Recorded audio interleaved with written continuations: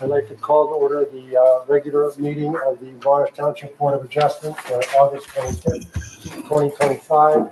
The legal notices required by statute have been met, and a statement certifying same will be executed. Please join me in the pledge of allegiance. I pledge allegiance To the flag of the United States of America and to the republic for which it stands, one nation, under God, indivisible, with liberty and justice for all. Please have the roll call, please.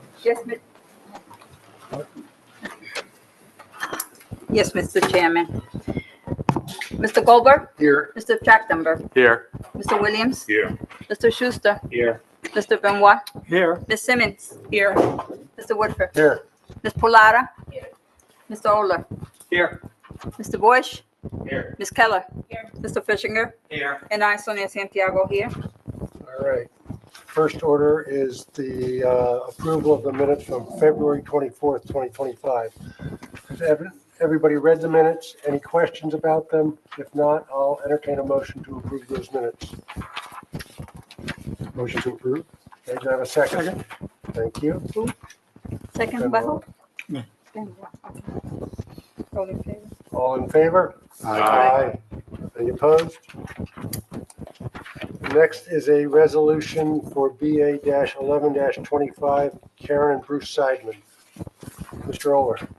Thank you, Mr. Chairman. This is a memorializing resolution with respect to the application filed by Karen and Bruce Seidman, who applied to the board for permission to install an 8-foot-high deer fence in the front, side, and rear yards, where only a 3.5-foot-high fence is permitted in the front yard and 6-foot-high fence is permitted in the side and rear yards. That property is located at 54 Schoolhouse Lane in the RA 130 zone. And for the reasons set forth in the resolution, the application was conditionally granted. Okay. Board members, any comments on the resolution? If not, I'll entertain a motion to approve the resolution. I'll move it. Thank you. Thank you. Where's the feedback coming from?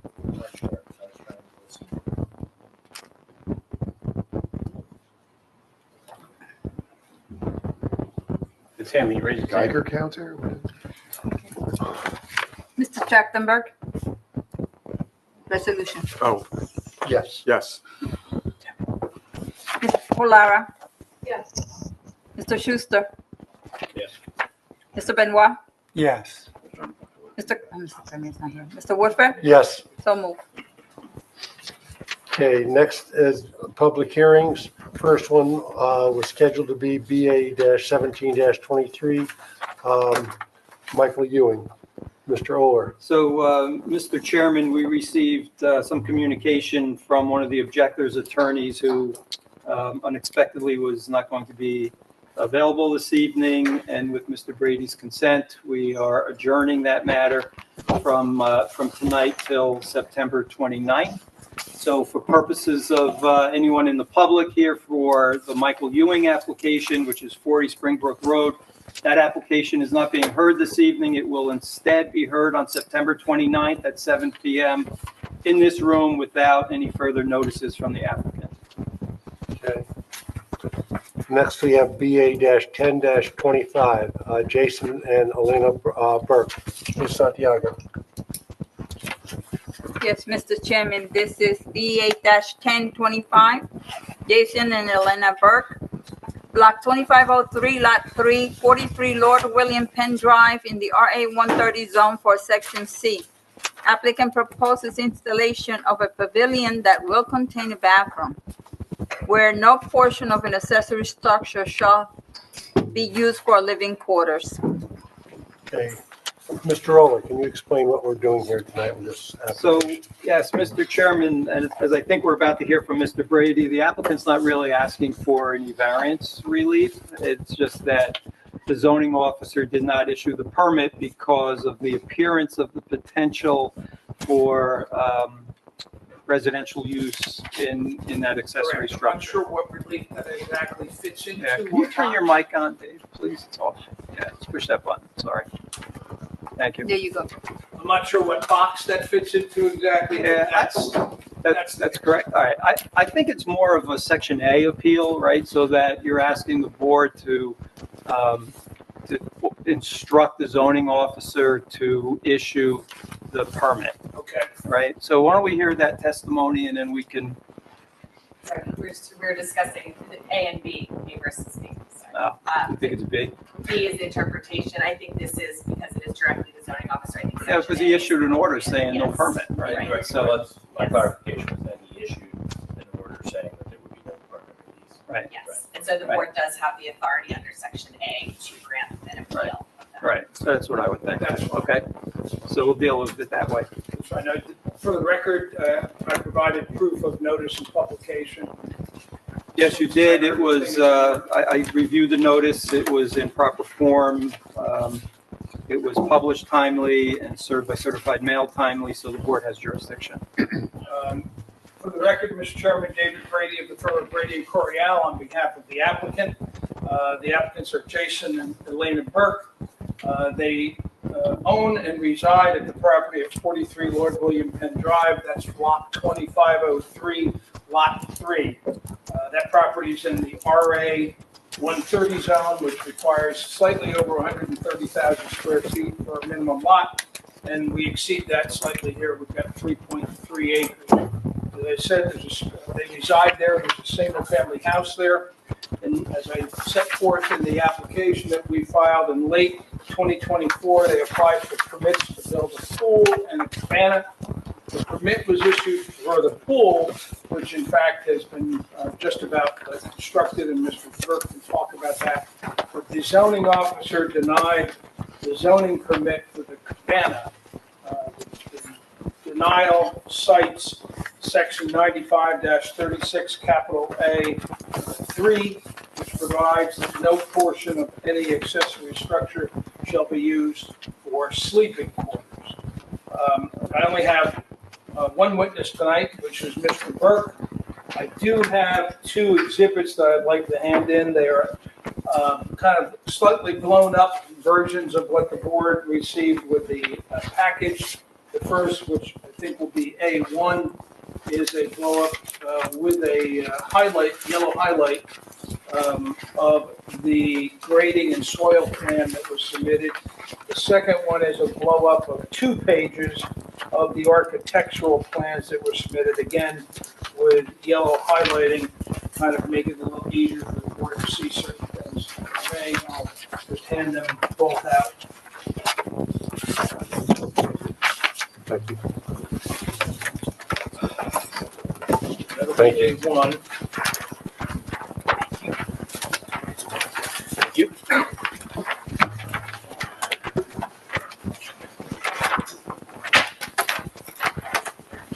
This is A2.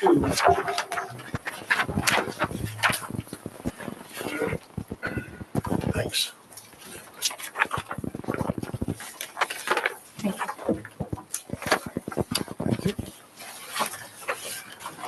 Feel like a teacher. Feel like a teacher. Yeah. So if, Mr. Chairman, if we can swear in Mr. Burke, we'll Would get right you to it. please stand, raise your right hand? You solemnly swear that the testimony you will give to this board will be the truth, the whole truth, and nothing but the truth? Thank you. And for the record, would you state your full name? Jason Howard. Thank you, Mr. Burke. Mr. Burke, you just heard me explain a little about the application to the board. Just confirm for the board that you own the property, that you reside there, who you reside there with. That is correct. I reside there with my wife, Elena Burke, and our 2 children, Alex and Jason. And when did you purchase the property? April of 2022. And when you purchased the property, did it have a pool or other amenities in the backyard? No, it did not. And in 2024, did you make application to the zoning officer and to the building department with regard to construction? Yes, we did. I'll show you what's been marked as A1. Is that the plan that was submitted for the pool? Yes. Okay, and if you would explain to the board, I've highlighted something that's called proposed structure. Is that in fact the proposed cabana? Yes. Okay. And with regard to the pool and the patio and the proposed structure, has any of that been constructed as of today? Yes, the pool has been constructed and the patio immediately surrounding it has been constructed. The proposed structure, which is the cabana, has not been constructed yet? No. That was because the zoning officer denied the zoning permit? That's correct. I'm going to show you what's been marked as A2, which is 2 pages of the architectural plan. Is that plan, in fact, what you submitted to the township for approval? Yeah. Okay, and looking at the first page, on the left-hand side, it says foundation plan.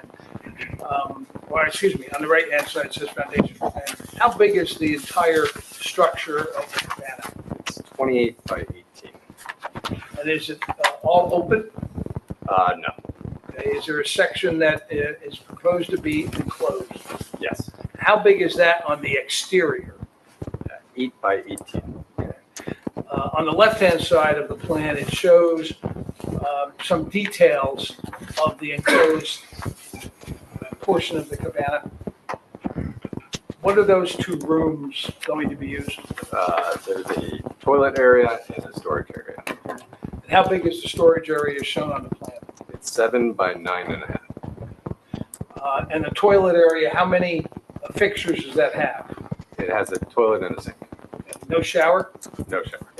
Is there a shower, in fact, planned for the cabana? There's an outdoor shower plan. And how big is the toilet area?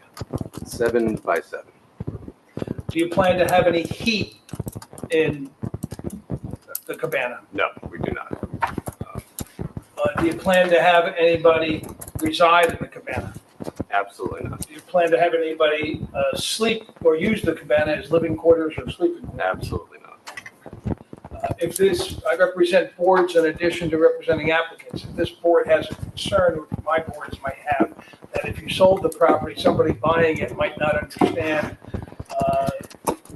that this area is not supposed to be used for sleeping or for living. Do you have any objection to placing in your chain of title a deed that makes it clear that this is restricted to storage and toilet area and cabana only? Nope, no problem. I have no further questions, Mr. Chairman. I do not have any questions. Any other members of the board have any questions? Any of the board professionals have any questions? For the proposed structure, it was denied for the use by the zoning officer, but was the impervious coverage calculated into the design of the single pit with the approval of the pool? Well, let me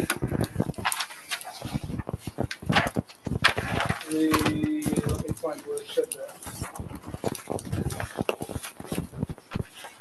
In the denial of relief signed by Mr. Hanson, it says the lot is located in the RA 130 single family zone. It should be needed. The pool and pavilion are located within the building envelope created. Setbacks are conforming to the bulk requirements. The reason for the denial is the installation of a bathroom in the accessory building / pool house. So we understand that to mean it's compliant with all Other aspect, and the plan shows roof leader drains from the proposed structure tying to the season pit. So I just wanted to clarify the record. My understanding is that the site was fully designed for the full improvement. Okay. And then the zoning officer's decision was really related to just specifically the inhabitants. So there's no So there's need no to, additional dry well to be added for that structure. It's all incorporated, no drainage calculations necessary. already included in the approval that you see for the pool. All right, great, thank you. Any other board members with any questions? Mr. Older, any questions? I have no questions. Any members of the public have any questions of this witness? Seeing none, hearing none, close the public portion. Any member of the public have any comments on this application? If so, please come forward. Seeing none, hearing none, close the public portion. Board members, what are your thoughts? Mr. Chairman, I also want to note that the entrance to the bathroom, which we call a half bath, is from the exterior, Right, not from the interior. So it would be pretty unlikely that someone would have to be using that for a residence. So I have no problem with the issue. I would support the application. I have no problem whatsoever with the issue. I think especially with this bathroom door opening to the outside and with the statement there's not going to be any heating and with the deed restriction, you checked all the boxes. So I would be in favor of this. Can I, any other comments from board members? And so just, Mr. Earl, just tell us how exactly where the resolution should be. Well, the motion from the board would be for a resolution for the permit to be issued through the building department. Okay, So basically an instruction to issue the permit. all right. That I'll understanding. move that. All right, thank you. Do I have a second? Second. All right, this second. Rich, to clarify, you won't need a supporting letter out of the zoning officer. We have changed with Mr. Hansen's retirement. We won't need corroboration in a letter for zoning. Corroboration in terms of, Of The the resolution. understanding that this decision was rendered. oh, you mean you don't want to wait a month to issue No, a no, permit? no. Do you need the zoning officer and really me to verify that we've received this direction and we provide zoning concurrence? I don't, Or is that done by? I don't think we the- need that. Okay. Right. Yeah, I think the resolution is really Right. the zoning. I think permit. the resolution's going to instruct the permit to be issued. Okay, Understood. great, thanks. Ms. Just wanted to Santiago. make sure. Is that It get in the way of that. Does that mean we'll have to wait till the resolution? I'm thinking he's trying to beat the Yeah, no. frost. So if you're trying to beat the frost, is there like, well, are they, I don't know if you heard that question, to wait for the resolution? I or have is no it something objection. to issue it? Yeah, and I'll corroborate the same with building department. Okay, and I'll do the deed restriction then and get it over to you, Rich, as soon as I can. So Okay. Great, That answered my question. okay, Thank you. all right. So they don't have to wait the 45 days, Rich? Oh, that's up to them, right? So her question is waiting the 45 days on an appeal period. That's, you proceed at your own risk, right? So if someone were to appeal, take it to court and win an appeal, you would have to take it down if they won. Right? I explained that before we came in. Okay. Okay. All right. Mr. Goldberg, Yes. Mr. Trachtenberg, Yes. Mr. Williams, Yes. Mr. Schuster, Yes. Mr. Benoit, Yes. Ms. Simmons, Yes. Mr. Woodford. Yes, So moved. okay, Thank you, everyone. thank you.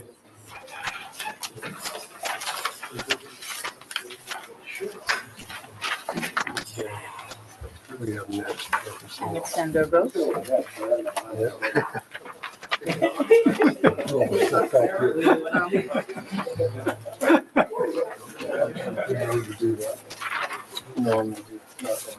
Next matter is BA-14-25, Alexander Rose, Ms. Santiago. Yes, Mr. Chairman. This is BA-14-25 Alexander Rose. Block 9502, lot 4146, Normandy Heights Road in the RA25 zone for Section C. Applicant proposes installation of a 12 by 20 shed, creating a combined side yard setback of 51 feet where 60 feet is required. Applicant will also seek a variance for an accessory structure in the front yard where no accessory structure is allowed, and multiple accessory structures where only one structure is allowed.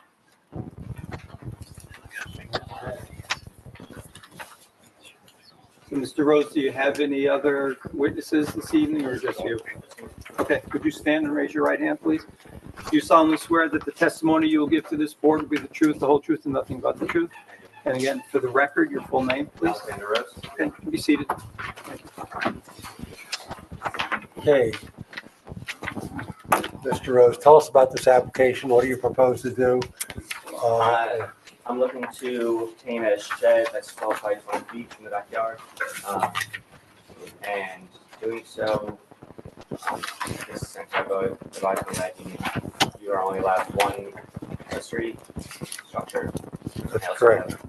Like a swing set, and a garden shed, and a zero that was on the property when I purchased it When did you purchase the property? September 2020.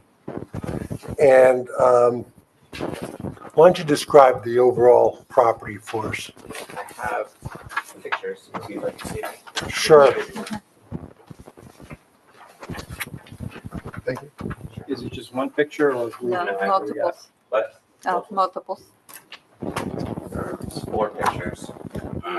Brief overview is, Let's wait, get the pictures out and get back to the microphone. sorry. Thank you.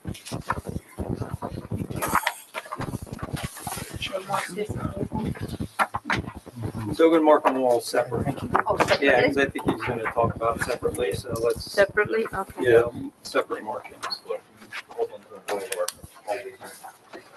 Okay. All right, so Mr. Rhodes, we're gonna mark these into evidence, all right, but we'll take one at a time as you bring them up. Sure. First one will be A1, but which one are you going with first? I guess picture of the projected shed.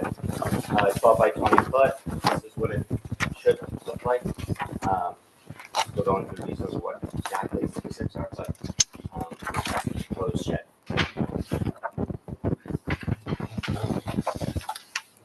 And this picture shows the proposed location for the shed? Incorrect. That's just what the shed will look like, not on my property. Oh, okay. So that's basically, is that a simulation or is that actually a picture of it someplace It's else? from a company that I'm looking to purchase it from. They provide the photo. That'll give you the idea of what it's going to look like. Okay, so that's A1, and A2 will be what? A2 is going to be the picture of the backyard. The key thing in here is in the right side in the middle, you'll see the swing set. And then to the left, where there's a few pieces of logs, that's where the proposed location of the shed is going to be. This is in my backyard facing the rear of my property from my house.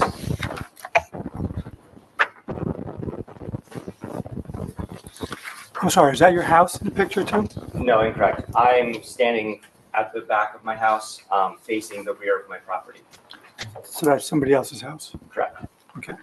What's the little structure over on the far right side of is that part of the swing set? Or is No, that, that's a toy. That's my daughter's toy house. okay, and that gets moved from place to place? Yeah, that's just a plastic Okay. box. Sorry. If you could just clarify where those logs are, how far away from those logs would the shed be coming out? Because I see that tree that's overhanging it. Yeah. So, well, the trees that are overhanging it would be trimmed, to make space. But also, the left side of the far left of this image is the left side of the property, which Ms. Santiago also notified me that my restrictions are 35 feet from the side, or which it will be more than 35 feet in from the side. And I guess to add to that, the rear, which is just past the trees, I believe it's surveys over there. It's a couple hundred feet from this structure, so well in. Okay, so the survey that you marked up, I guess, that you handed out shows the proposed shed at 25 feet. So you're saying it'll be 35 feet? I'm sorry, 25. the side variance, the side limit is 25, so it'll be 25 from the side at least, yes. Okay. And can you tell us, when did you take the picture? Yes, this picture I took When was that? 2 days ago.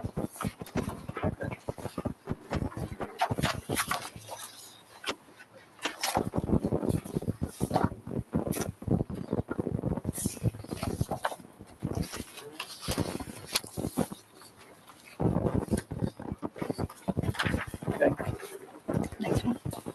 The next one, I think it's just, it's up my garden, which has a attached garden shed. And I hold some just tools and dirt and stuff.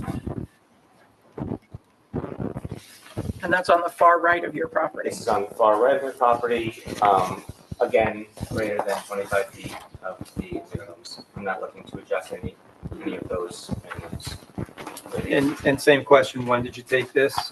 Same day, 2 days ago.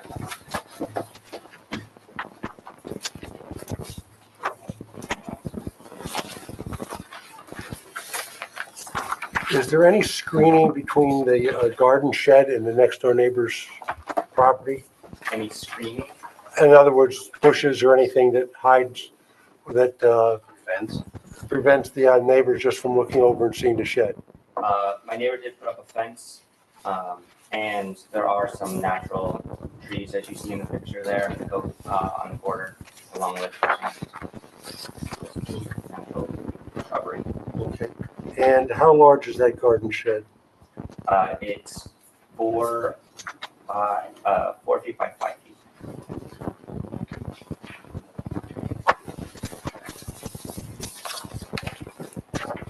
And how far is the shed from the side yard line?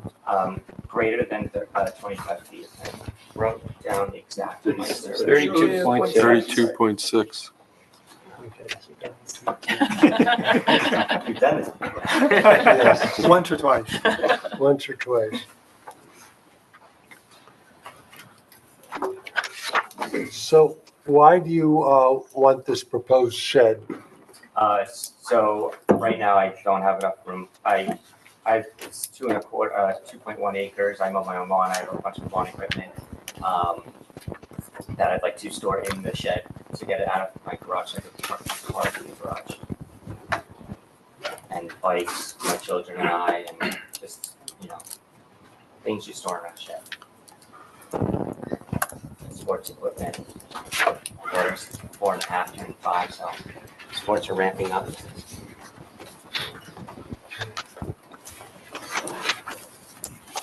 Is there going to be anything else in the shed? One of the things, this is a beautiful shed, by the way. I don't want my sister to see it because she's always asking me to build a she shed in my backyard, right? So is there anything else that's going inside the shed, or is it going to be completely empty for storage only? It's just the frame and floor, just to put stuff in. Yeah, why don't you tell us about this one? The last one is of my front yard, and up in the top, middle of the page on the left side, you can see the gazebo that was originally there when I purchased the house, and obviously it's a structure. So So is this looking from the front of your house towards the street? correct. So yes. Oh, it's from it's from the left side of my house is where I'm standing looking up. So my house is, I guess, probably 1/3 of the right side of the picture.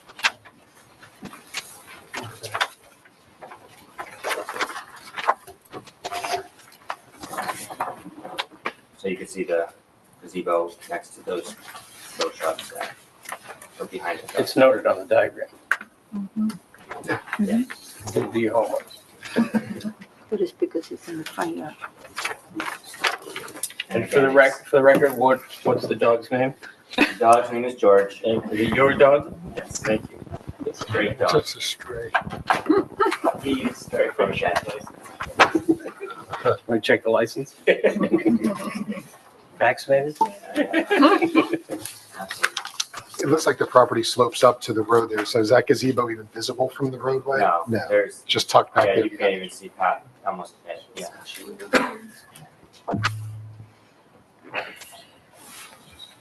I mean, aside from the roof, it's just it's a pentagon, still 5 just poles holding up. It's very simple. And when was this picture taken? Same day, 2 days ago.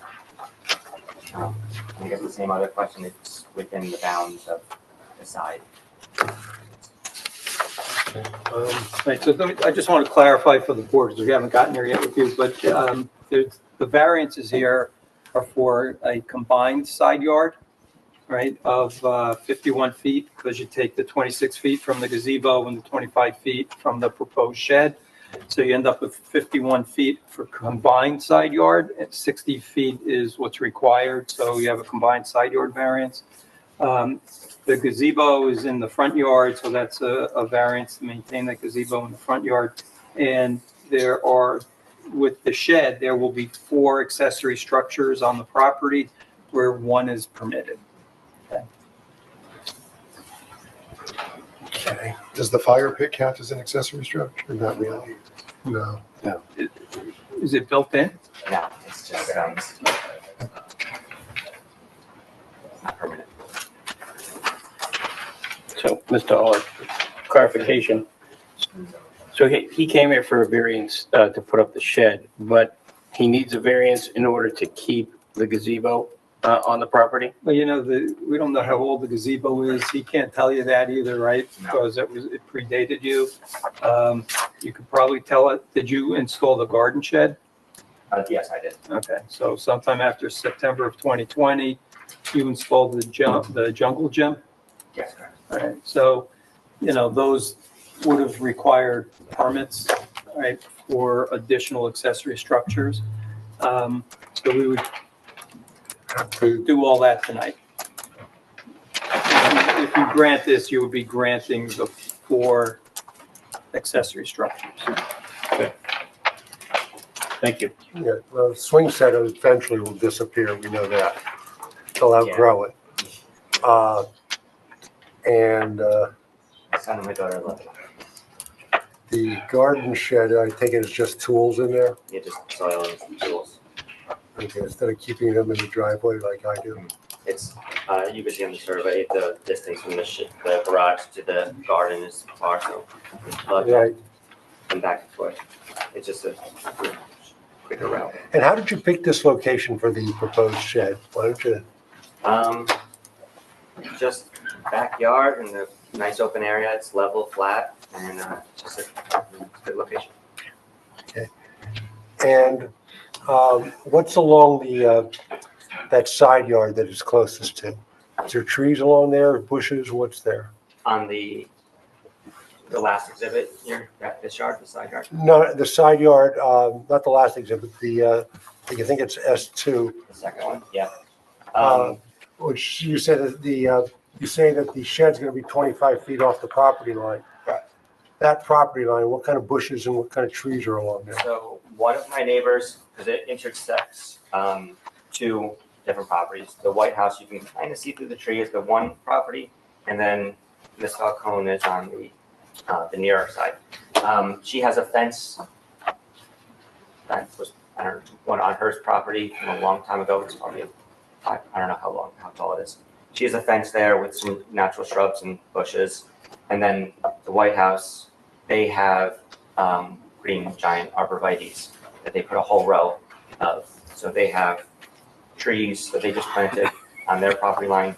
And then Ms. Falcone has a short fence and then other shrubs. Okay. You can kind of see the shrubs in the picture, really small though. So, And that photo is oriented to the rear as opposed to your side yard, so to the east? This photo, What we were just talking about? Yeah. in yes, relation- it's straight back. straight towards where the sun rises. So from the survey, behind the garden and the jungle gym exists an existing mature vegetated buffer. Yes. Yeah. So that's not open lawn? No, that's all like a forest. You can see all the trees in the picture.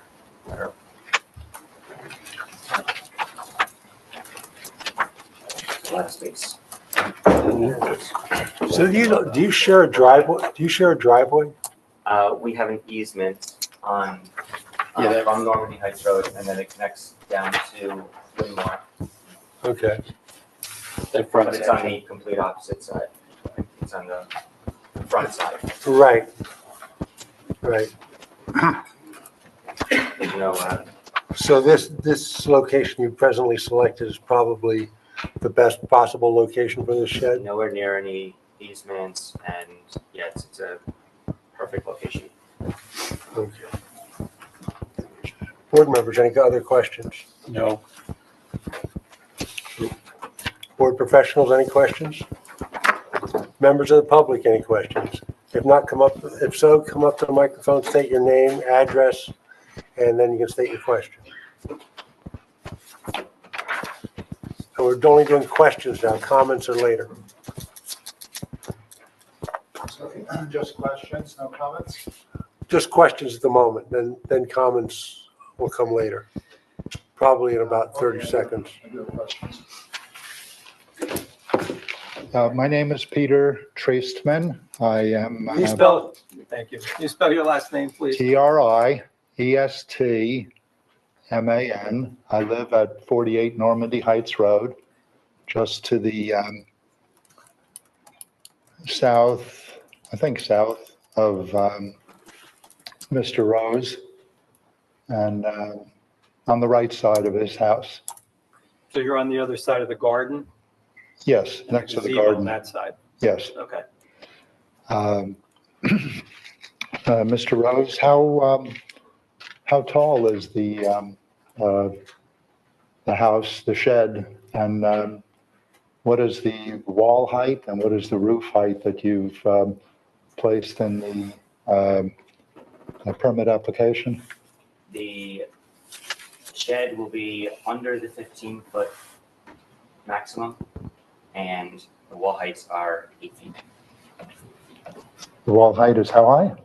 The wall of the shed is 8 feet. You put 12 feet in the application. And then it's 12 feet long by 12 feet wide. Like 20 feet wide. 20 I'm sorry, feet 12 wide. feet long or 20 feet wide. Right. Yeah, but it also says it's 12 feet high, so would you say that That might include the roof. well, no, that was 15 feet with the roof. Yeah, the 12 That's the feet. maximum. either way, 12 feet it's under- gives 5 feet of, or 3 feet of slope for the roof. So I was going to ask if the rendering of the shed was done accurately. It shows that the door, presumably a 7-foot door, is fairly close to the roof line, when in fact it would be 12 feet high. As I said, this is just a sketch from the company that builds the sheds. It's not exactly this one, it's just a sketch. To show you guys a little image. The roof will be under 15 feet, which is the code, with a standard wall height of a 4 by 8 foot piece of plywood. What condition would you say the gazebo is in? Structurally sound. You wouldn't say it's rotten? Doesn't show black mold and To my knowledge. hasn't been painted and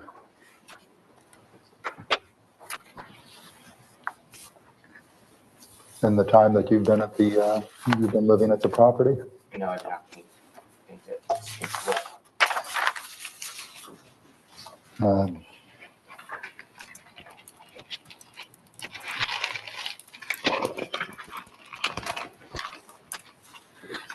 So do we have any other questions?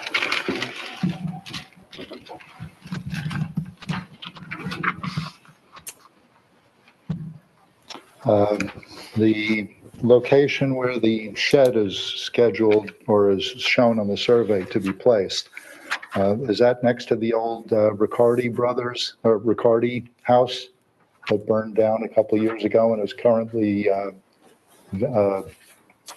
demolished? No, that is 44 Normandy Heights Road, which is, as you see on my survey, to the front yard.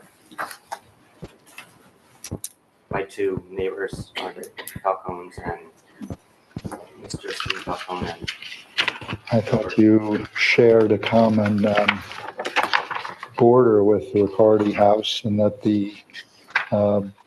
your driveway was by easement with the Riccardi house, 44. I'm sorry, what's the question? I see.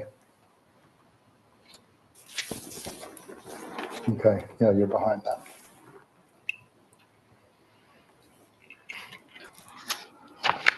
I don't have any other questions. I do have comments that I would like to make at the appropriate time. Okay, don't go too far. Right. And just say, any other members of the public with questions of this witness? If not, close the public session for questioning and open the public session for comments. Now, Thank now you. you have to be Mr. sworn in. Triton, would you raise your right hand? You'd have to be sworn. Do you solemnly swear that any statements you make to this board will be the truth, the whole truth, and nothing but the truth? Yes, I do. Thank you. I brought a statement in opposition to Alex Rose's application for variances. And I also have some photos that I would like to put into evidence. Sure. Okay. Why don't you bring the photos up first so we can get them marked?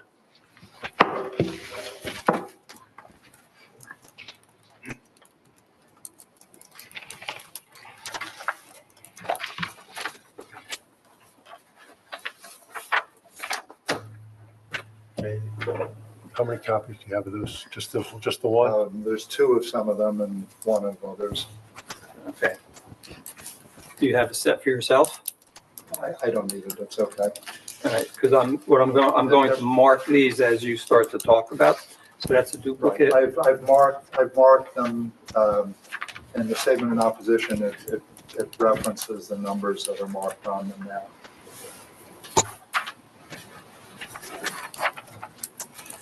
Yeah, so that's a duplicate, right? All right, I just want to create one package. So we're going to use 01A, 02, 02A, another 02. Right, so that's a duplicate. Is that a duplicate of 2A? 2A is a duplicate, right? How many of these over here? This one's not marked. Are you going to refer to that?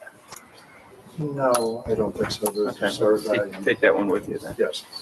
Okay. All right, so I'm going to share these with the board, and as you discuss what they are, let's refer to them how you mark them, okay? But from the microphone, please. Okay. Should I give the statement in opposition? I do have 12 copies of it, 12 copies. You can just read it in. You can read it. Yeah. Yeah. Can I give you- I take one. And then you just read. I have an extra one. Okay, All that's right. fine. You can leave them. I'll take one then.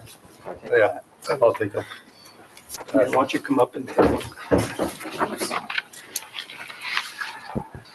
Okay. All right. Just pass it down there. Start at the end there and pass them. All right, I live at 48 Normandy Heights Road, immediately to the south of the applicant's property. I oppose the application because the requested relief would intensify existing nonconformities. I'm sorry, but can you just pull that microphone closer to your mouth? Thank you.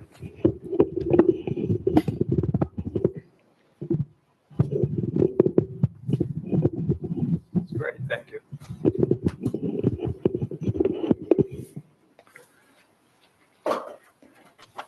I oppose the application because the requested relief would intensify existing nonconformities and would be contrary to the township zoning ordinance and the purposes of zoning under New Jersey's municipal land use law. The first objection is the side yard nonconformity. Under the schedule of area, bulk, and yard requirements for the RA 25 single-family residential zone, the minimum side yards are 25 feet from one side and 60 feet for both sides. The application seeks a combined side yard of 51 feet, which fails to meet the 60-foot standard. It also doesn't take into account the proximity of the gazebo, which is also 25 feet from one side yard from mine. The proposed shed is listed as being 12 feet by 20 feet by 15 feet high per his application, Mr. Rose's application. The garden shed is already So I'm sorry to erected. stop you there, but I don't see where it says 15 feet high. The ordinance does allow 15 feet for an accessory structure. His application for the height indicates 13 feet, no more than 15, right? So it would be compliant with respect to height? I think it says 13 feet, 15 feet with the peak of the roof or something like that. No, I agree with Mr. Oler. It says Right. 13 feet. No more than No more than 15, 15 right? And that's compliant. That is compliant, yes. That Okay. accounts, given everything else you've heard from the applicant, that accounts for the peak. Right. Okay, sorry, go ahead. Okay. The garden shed has already been erected without permit close to my sideline. That's shown in the photo. The gazebo already erected without permit is Excuse me. rotten. How long have you lived at your current residence? 6 years. Okay. And was the gazebo there when you moved in? The gazebo was there. Okay. It's quite rotten and a hazard, in my opinion, and I'm in the business of restoring architectural woodwork and have done quite a bit of construction. I'm familiar with it. It's a hazard. There are 4 beehives that are placed less than 10 feet from the front street. There's bees. That could be a hazard to people walking by. The front yard is not supposed to have a structure like beehives in it. The accessory structures, the second objection is the accessory structures in the front yard are prohibited. The ordinance provides that accessory structures may be erected only in the side or rear yard and shall not be closer to the street line than the greater of the minimum required front yard or the actual front yard setback. Recreation facilities are also barred from front yards. The applicant maintains and seeks to legalize accessory structures in the front yard, including a gazebo situated less than 26 feet from the property line and beehive boxes and stands immediately adjacent to the street frontage. These are inconsistent with statute 95-36. Whether the beehives and their stands are treated as accessory structures or as an accessory use, the placement in the front yard violates 95-36's location limits and therefore requires variance relief, which has not been requested in this permit for a variance or application for variance. Third point is that there are multiple structures which are compounding nonconformities. The township limits one principal structure per lot per section 95-33. The accessory structures are regulated by coverage and placement, not placed in front yards. To the extent the application seeks relief to allow multiple accessory installation in prohibited locations, the relief would compound the nonconformities rather than advance conformity with the zone plan. Fourth point is that existing nonconformities should not be expanded. The township code restricts enlarging, extending, or exacerbating nonconforming conditions and makes clear that extending a pre-existing nonconforming setback requires variance relief. The application would intensify front yard and side yard deviations instead of reducing them, contrary to section 95-29 and 95-50. The exceptionally large shed with windows, doors, 240 square feet by 15 foot high could facilitate illegal residential use and may be mischaracterized by the applicant, judging from the photo presented in his testimony. The MLUL negative criteria are not met. No variance may be granted unless it can be done without substantial detriment to the public good and without substantially impairing the intent and purpose of the zone plan and zoning ordinance. Here, allowing front yard accessory structures and a reduced combined side yard undermines the ordinance's standards for openness along streets and adequate separation between homes in the RA 25 district. The applicant has a substantial amount of land with over 2 acres and could easily fit everything within their required setbacks. This property has 92,000 square feet, according to the applicant's application. Number 6, the site conditions and impacts. I submitted the photos, which have been marked into evidence. Exhibit 01 shows a photo of beehives near the front street. Exhibit 02 shows photos of the shed within 26 feet of my property line. Actually, it's 32 feet, according to the surveyor. but it's a trashy, I don't know, he's got everything pushed up against my property, and it's pretty trashy looking. Exhibit 03, a photo showing the gazebo location in the front yard. Exhibit 04 is a wider view of front yard installations and screening.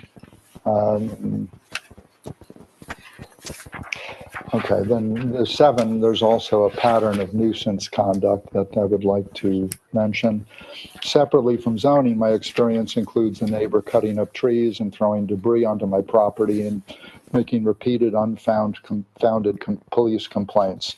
While the board does not, none of which were acted upon by the police. While the board does not adjudicate these disputes, they underscore the ongoing disturbance associated with non-conforming front yard installations and the importance of adhering to the township setback and yard location rules.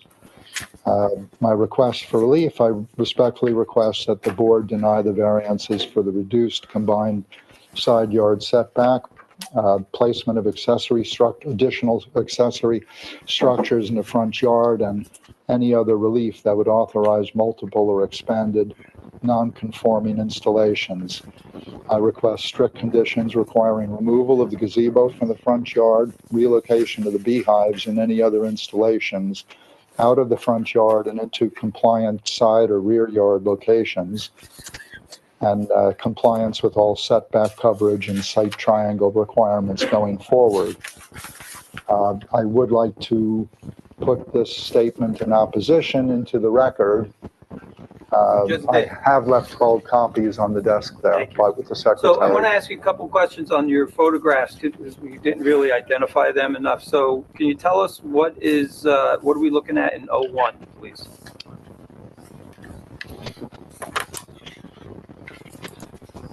O1 is showing the beehives, and 01A is showing the photo of beehives near the street frontage from the street and a closer up view of the beehives. Okay. And is that the applicant's home in the background? Yes.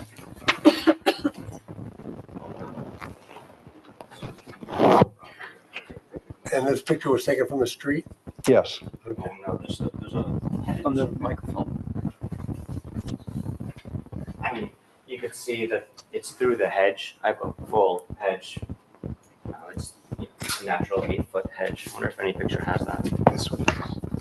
That's looking Yes. through the hedge. It's a little Exactly. bare. You can see it's towering up. Yes, I do have these. They're behind that hedge, and they're great for the environment. And You gotta give us that picture back. oh, sorry, I'm sorry. It's not a permanent structure. They're just sitting under. Are there bees populating the beehives? It's bees populating the state of New Jersey. Pardon? Yes, there are bees. Okay. Now, in your testimony, you indicated that the shed is within 20 feet of your property line, and the survey 25. The survey shows the shed 32.6. I corrected that in my testimony or in my objection.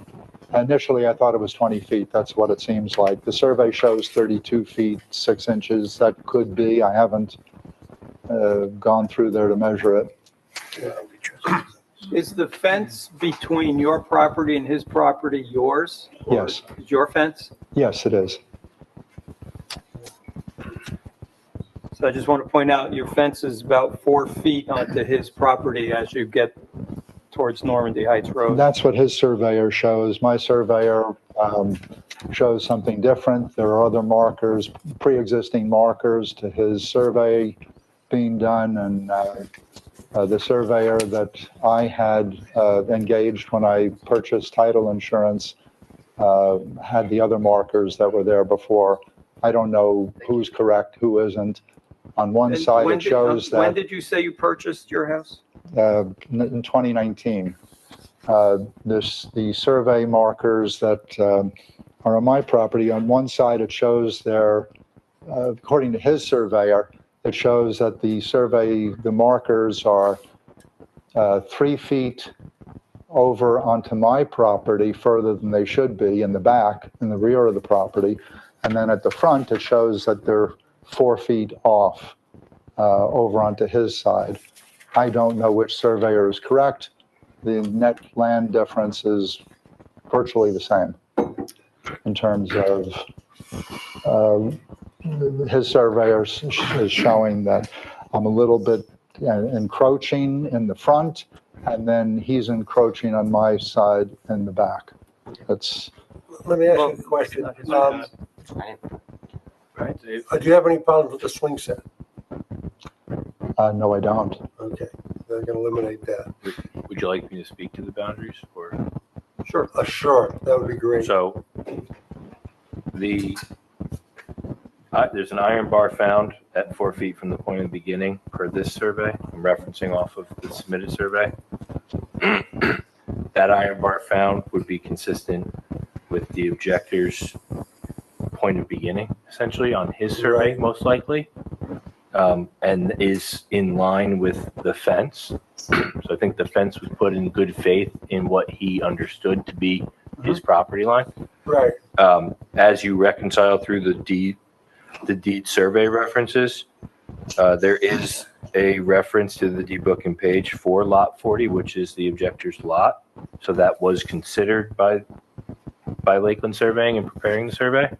They also have reference to other lots, including the lot 39 and the subject lot, as well as a survey that they prepared for lot 30, which is to the north rear, closest to the proposed shed.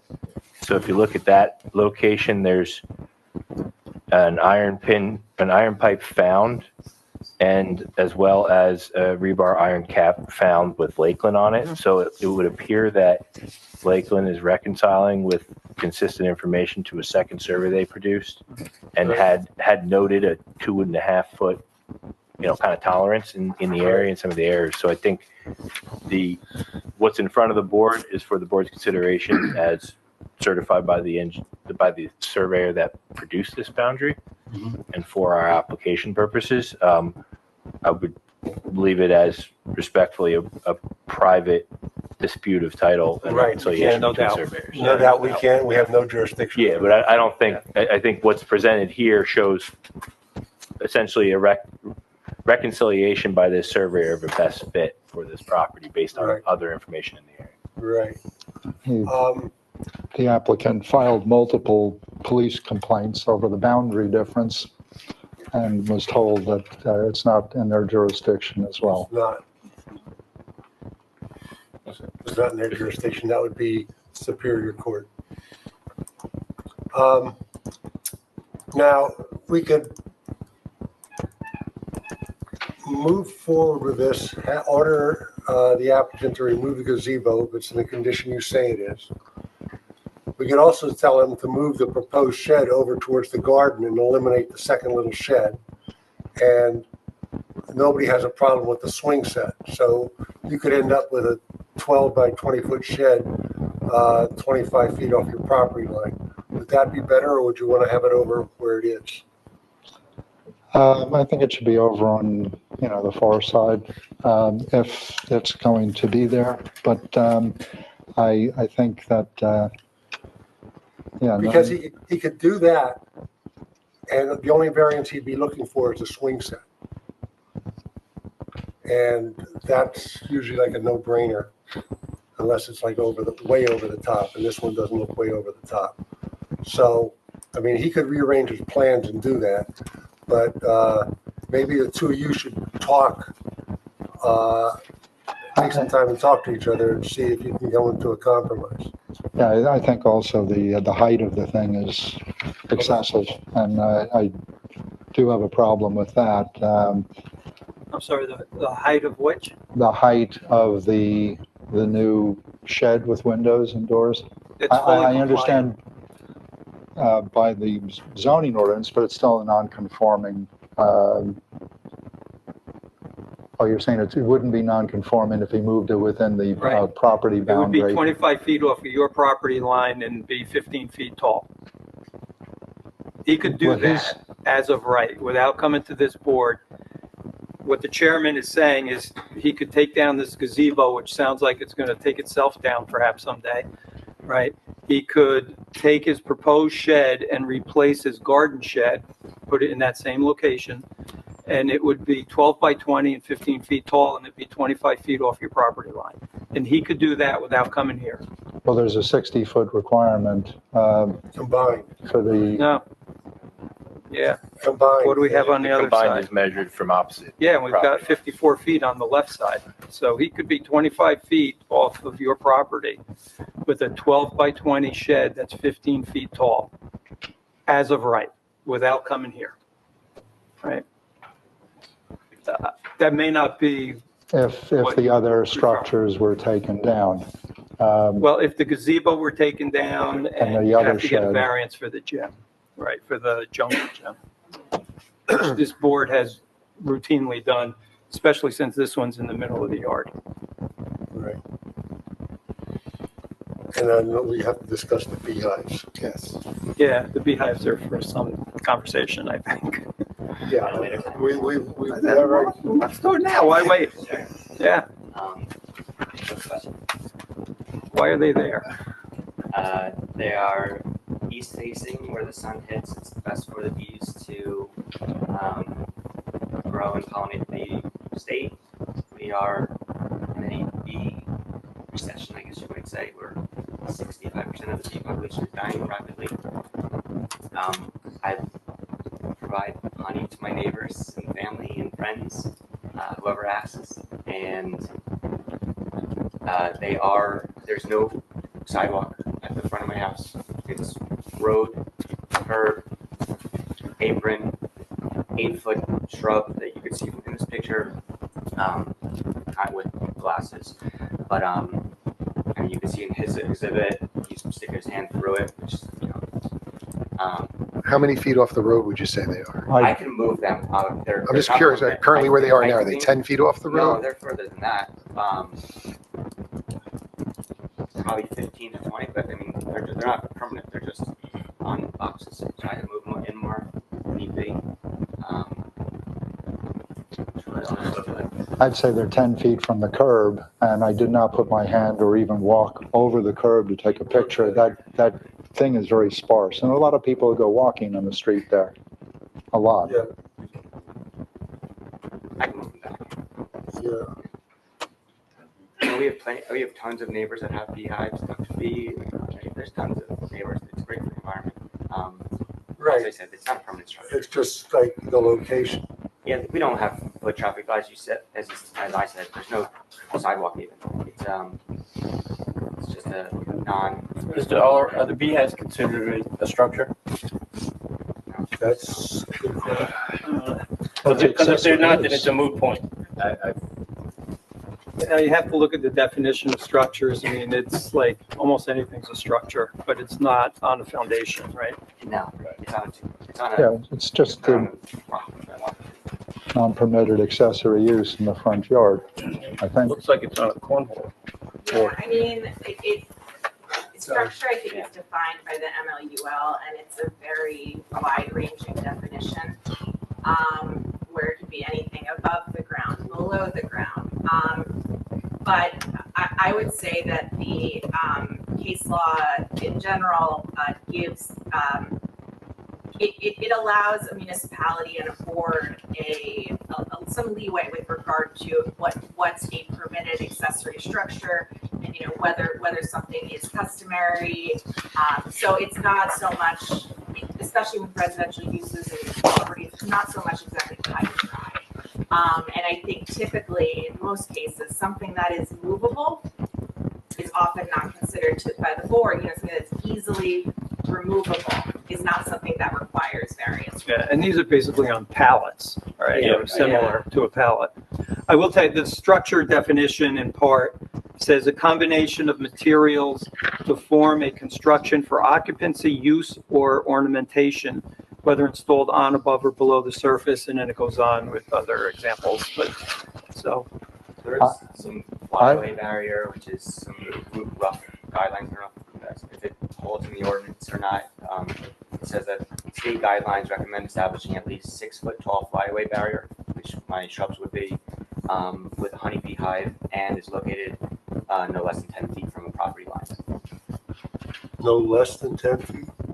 No, yeah. So it has to be further than 10 feet away from a Yeah, property which line. would agree with what he's saying. If it were 10 feet, I think it's more, but nonetheless, if you want to take that as. And this 8-foot barrier is so that the bees don't head in that direction, they just. Yeah, they have a little bee education. They do have a flight path, just like planes do, and they're all angled to the south and to the east, which is not towards his property at all. It's right towards my dog in that one exhibit, like that way. Towards the gazebo, basically. The opposite of the gazebo. Well, towards the gazebo, but towards my house that way. Not, straight down the So straight down the property line. straight down the property line, yeah. And up there, it gets the morning sun, and it's safe from anyone. There's no, his house, if you can see where his house is actually, it's, right next to mine on the survey, which is, I don't know, 300 feet away from these. You're talking a football field away. I would withdraw my objection if he kept the shed, the proposed shed where it is scheduled to be, without a heating system or bathroom or other uses to facilitate living. And he were to remove the garden shed from my side of the property that's 32 feet 6 inches away, and pulls the beehives down from the street. That shed, that hedge that's supposedly impervious is probably 50% open. It's a sparse looking hedge, and that's it. And takes down the gazebo, which is an attractive nuisance. I have an 8-year-old daughter, and I do have concerns that she could be playing around it and the thing could collapse. How high is your fence on that side? It's a picket fence. It's 6 feet high, and I don't think you're allowed to have fences in your front yard at all. You are. I think you got a permit for it. You could have a front yard fence that's 3.5 feet. It's 6 feet. I have pictures of. the posts are probably 6 feet. There are the levels under 3 feet for the horizontals, and there's 2 of them. Rails? Yeah, the rails. We measure the panel height, not the post Right. height, Right, to be consistent. right, so it's the rail height, that's what counts. The post height. So we'll have a nominal amount off the bottom Right, that's reasonable with the proper installation. That'll vary based on, the field conditions. right, And then we take the panel height for that 3.5 in the front yard okay. per code.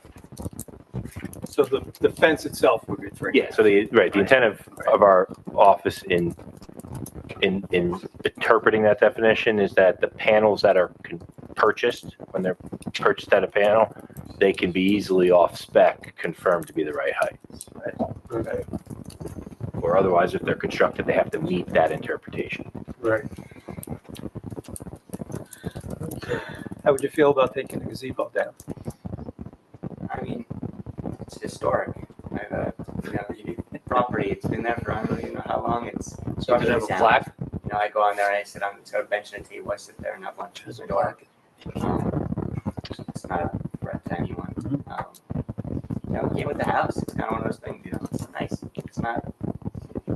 Yes, whenever it was constructed, probably should. How old is the house? What's that? How old is the house? 66. I restored the carriage house at Foster Fields, my company. That was in better condition than that gazebo is. And that was partly 18th century. The gazebo's bad.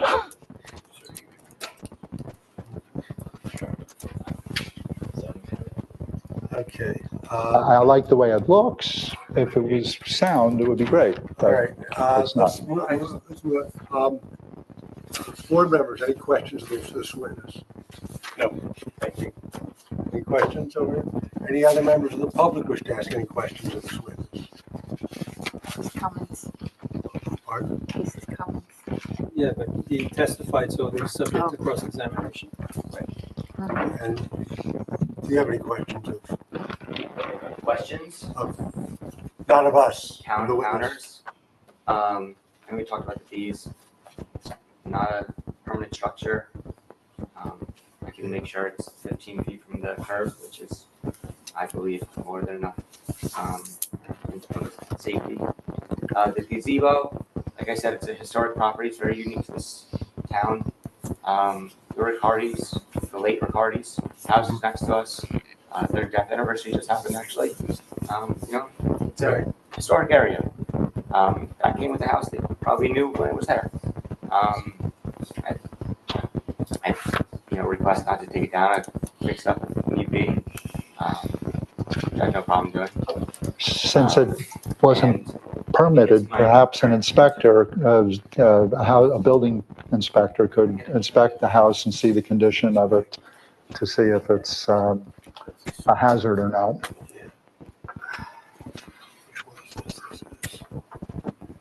That's the last one. It's a garden shed.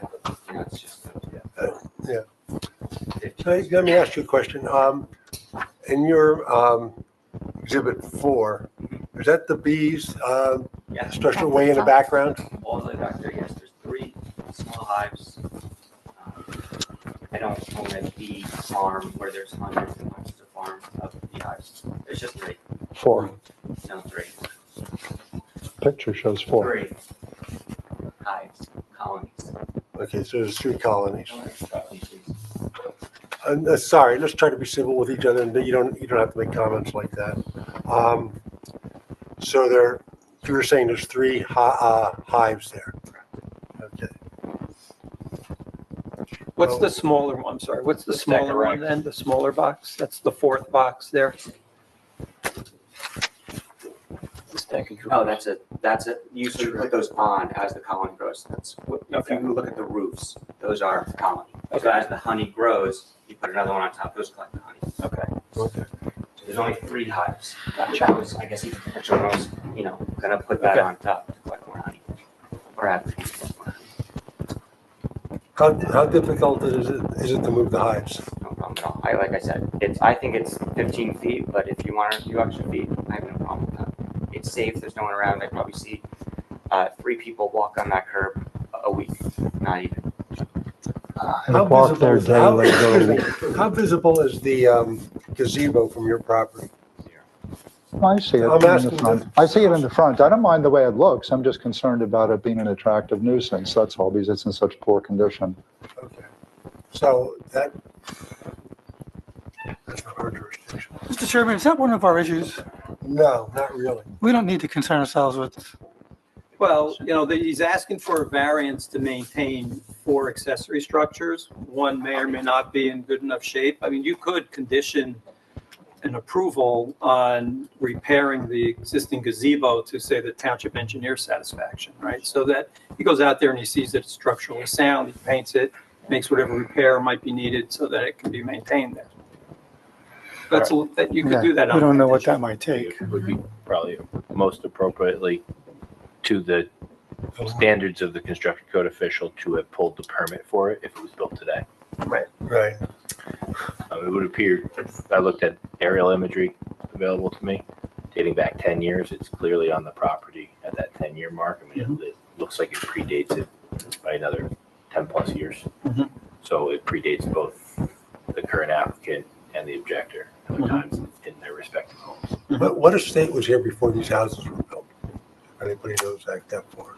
I have old newspaper things. It was the Winmore family. They had an apple orchard for the entire community, including the Riccardi house, which is 44, 46, 48. Right. To give you a reference. So it was an apple orchard for the whole entire community back in the early days. And the Morristown flight airport was just a flying field. They call it the flying field. Okay. Somehow I think that gazebo goes back a long way. Yeah. I have no problem refurbishing it and keeping the history with it. Would you be okay with that if he refurbished the gazebo to bring up the construction standards? Yeah, then it could remain. I have no problem with it. Okay. I would estimate also it's probably about 35, 40 years old, but it's never been painted and it's suffered. Okay. It's not like it's old lumber that's sound. It's modern lumber that is not rot resistant. Can you move the beehive 25 feet off the side property line? Off the side? Yeah, I think the side. I'm more. Is it more than 25 now? Like, yeah. Okay, it's not on here, so I don't know how far. It's from the front street. It's right Yeah, at the it's- street. I'm probably 50 feet from, or maybe not 50, but like Off of the 40 side. feet from the side, yeah. And from the front, probably 15, but I could, Move it back another I'll 10, do another 5 feet, yeah, toward. another 10 feet.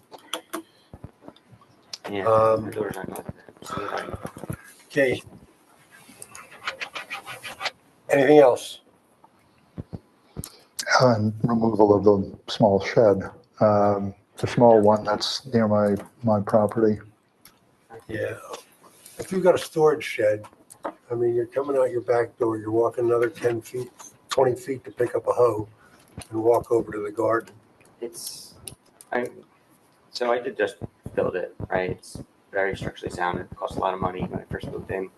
I understand that, but you should have gotten a permit. I understand. I didn't. Yeah. Well, even I wondered- misread the thing. It was under 100 square feet, so I thought I didn't need it, but that was my own. My fault.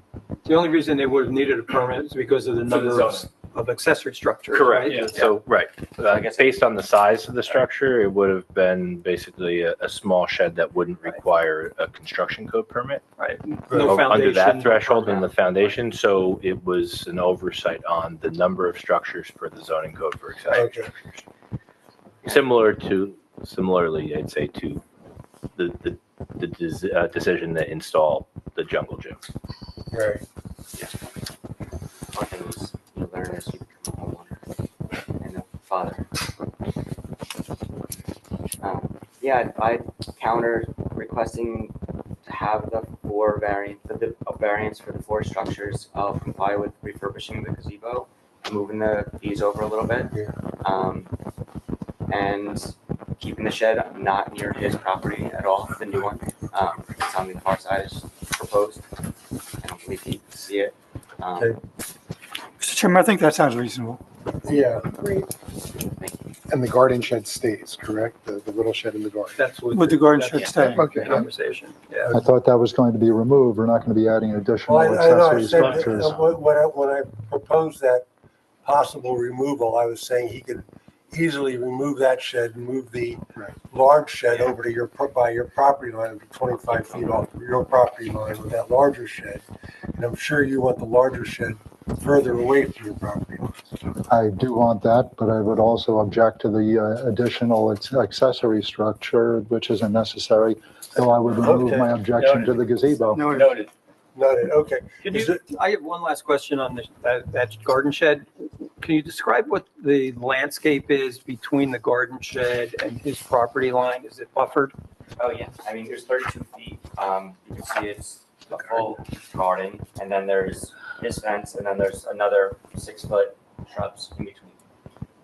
6-foot high shrubs, and is that You can fence see on- solid at on that the point? side, there's like you can see the beginning of the shrubs. So in the front yard, there's trees that go 60 feet up, and then it comes over here, and now there's these shrubs over here, 6 feet high, and there's other shrubs that go towards that. My photo exhibit shows the garden, the small garden shed. It's Right. pretty unsightly. And with so many buildings, it's just adding to them.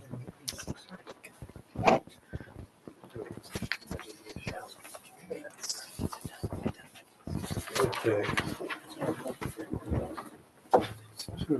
Okay. Any other, are you finished with your comments? I am. Any other members of the public with comments? Close the public session. Board members, board professionals, any comments? Okay, board members. What are you thinking, Mr. Benoit? Sure, I'm thinking we had a nice conversation between neighbors and we've sort of set an agreement gentleman will refurbish the gazebo. The garden shed is small. There's plenty of foliage between the two properties. And the proposed shed, he agreed, can go over on the other side. And of course, the jungle gym is standard, so I would propose that we just proceed with, he's going to move the beehives up to at least 15 feet. And I think that's a good compromise. 25 feet off the street. Off the front. Off the front. That might be on the hill. I don't know if I could do it on the- Yeah, I don't think, Okay, 20? the slope. I don't think he has to move the beehives. right. I mean, maybe 15 feet. Okay, I mean, he's not breaking any rules by having the beehives where they are. It's not a permitted accessory. I would propose 15 feet. 15 feet, okay. I'll leave it for you. Okay. All right. I just have a question for the engineer, just to clarify, when you say, the building inspector can come out and look at the gazebo and compare it to the existing if it was built today, and if there's a wide disparity from that 40-year-old gazebo, is it a possibility that it can't be brought up to current standards because they're so far apart, and then the applicant is then forced to then have to take it down? I'm just trying. At this point, it'd be speculative in this room for any of us to opine on its condition. He said Correct. it's in fair condition, he utilizes it, Right. right? It's not falling down. The only opinion would be of the construction code official, if essentially to pull a permit for the installation of the gazebo, and therefore during those inspections, it can be issued a CO. So it's really more of an administrative process to pull it, and as he's doing refurbishments, for them to affirm that it's structurally sound. Right. Not necessarily, I guess, to the Right. structural UCC standards today, but rather to it being structurally sound that it can receive a CO. But, I'm speaking to an expertise that is not mine, but is the construction code. Construction official, code. so Okay, take thank it with a grain of salt. Right. All right, so Joe, you're saying he should pull a permit for that? Yeah, Okay. you might as well pull the permit so then it's documented of where it, especially if it gets adjusted in your refurbishment to cement its location. And then the construction code official can opine as to the extent of the refurbishment being adequate for it to be a safe structure.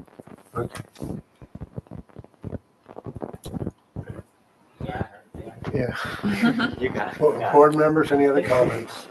You come through, my office is across from construction code. Yeah. So when you go to file that, you come into engineering, speak to Aaron at our front desk, and then we could discuss it with construction code so they understand what the condition was.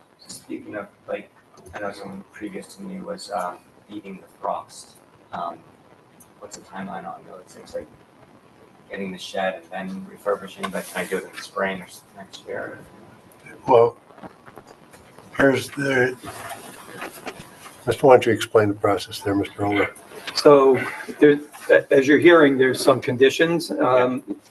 The town's going to verify that the conditions are satisfied before they issue a permit for the construction of your new proposed shed. All right. So one of the conditions will be to renovate the gazebo. Okay. All right. So you're going to have that done. I'll ask you to find out what needs to get done. Okay. Mr. Alt, a clarification. Does the gazebo have to be completed in its entirety, or as long as he's going through the process? Well, if the condition is to pull a permit and get a CO, then he's going to need the CO for the gazebo to pull the permit for the shed. Is that Right. what you So want? the gazebo gets repaired Right, but first. we also gave him the alternative that if it wasn't structurally sound, he could remove it. Oh, he could always remove it, sure. Yeah. So- That, So Rendered can he get ultimately- started on the shed? Because one of two things are going to happen. Either he will bring it up to code if it needs to be, or it'll be demolished, referring to the gazebo. So I Right, would, but I would tie the refurbishment of the gazebo to the CO on the shed. so it's gonna be a condition To before the. to close the permit on the shed, you The have to gazebo refurbish the gazebo. The gazebo in itself will pull its own permit. so you can do them simultaneously. You just Yes. can't use the shed. But I would not, my recommendation would be that both can be pulled simultaneously and don't have to be sequential gazebo then shed. Okay. Agreed. As long as he's in good faith working on both, Yes. then he can satisfy the conditions in the end of both. Okay. Then we close that portion. We already closed that portion. Any other comment from the board members? No. If not, I'll entertain a There motion. was no electricity going to the shed, right? There's no electricity, right? Just the box. If not, I'll entertain a motion. Mr. Chairman, I'll propose, so we pass this resolution with the conditions previously stated, Application. the application with the conditions So- previously stated. That would be pulling the permit for the gazebo as well as the shed at the same time, maintaining the garden shed, maintaining the playground, the gym. Well, you don't want them to maintain it because then we might want to take it down at some point. When you say maintain, you mean it It can can stay? stay. Can Yes. stay. As For the opposed- gazebo? No, when you say you maintain Yeah, it can stay. Garden shed. The garden shed can stay, right, correct. and the swing set can stay, and swing set can stay, right. correct. And then the beehive 15 feet from the curb, property line. From the property line. Bounced around. All right. Do I have a second to that? Second. All right. Ms. Santiago? Mr. Goldberg, Yes. Mr. Trachtenberg, Yes. Mr. Williams, Yes. Mr. Schuster, Yes. Mr. Benoit, Yes. Ms. Simmons, Yes. Mr. Woodford. Yes. So moved. Okay. Okay, I'll have the resolution at the next meeting for you. Okay? Good luck. Okay. We want to take a 10-minute break? Yeah. Okay. We're going to take a 5-minute break and then we'll start the next application.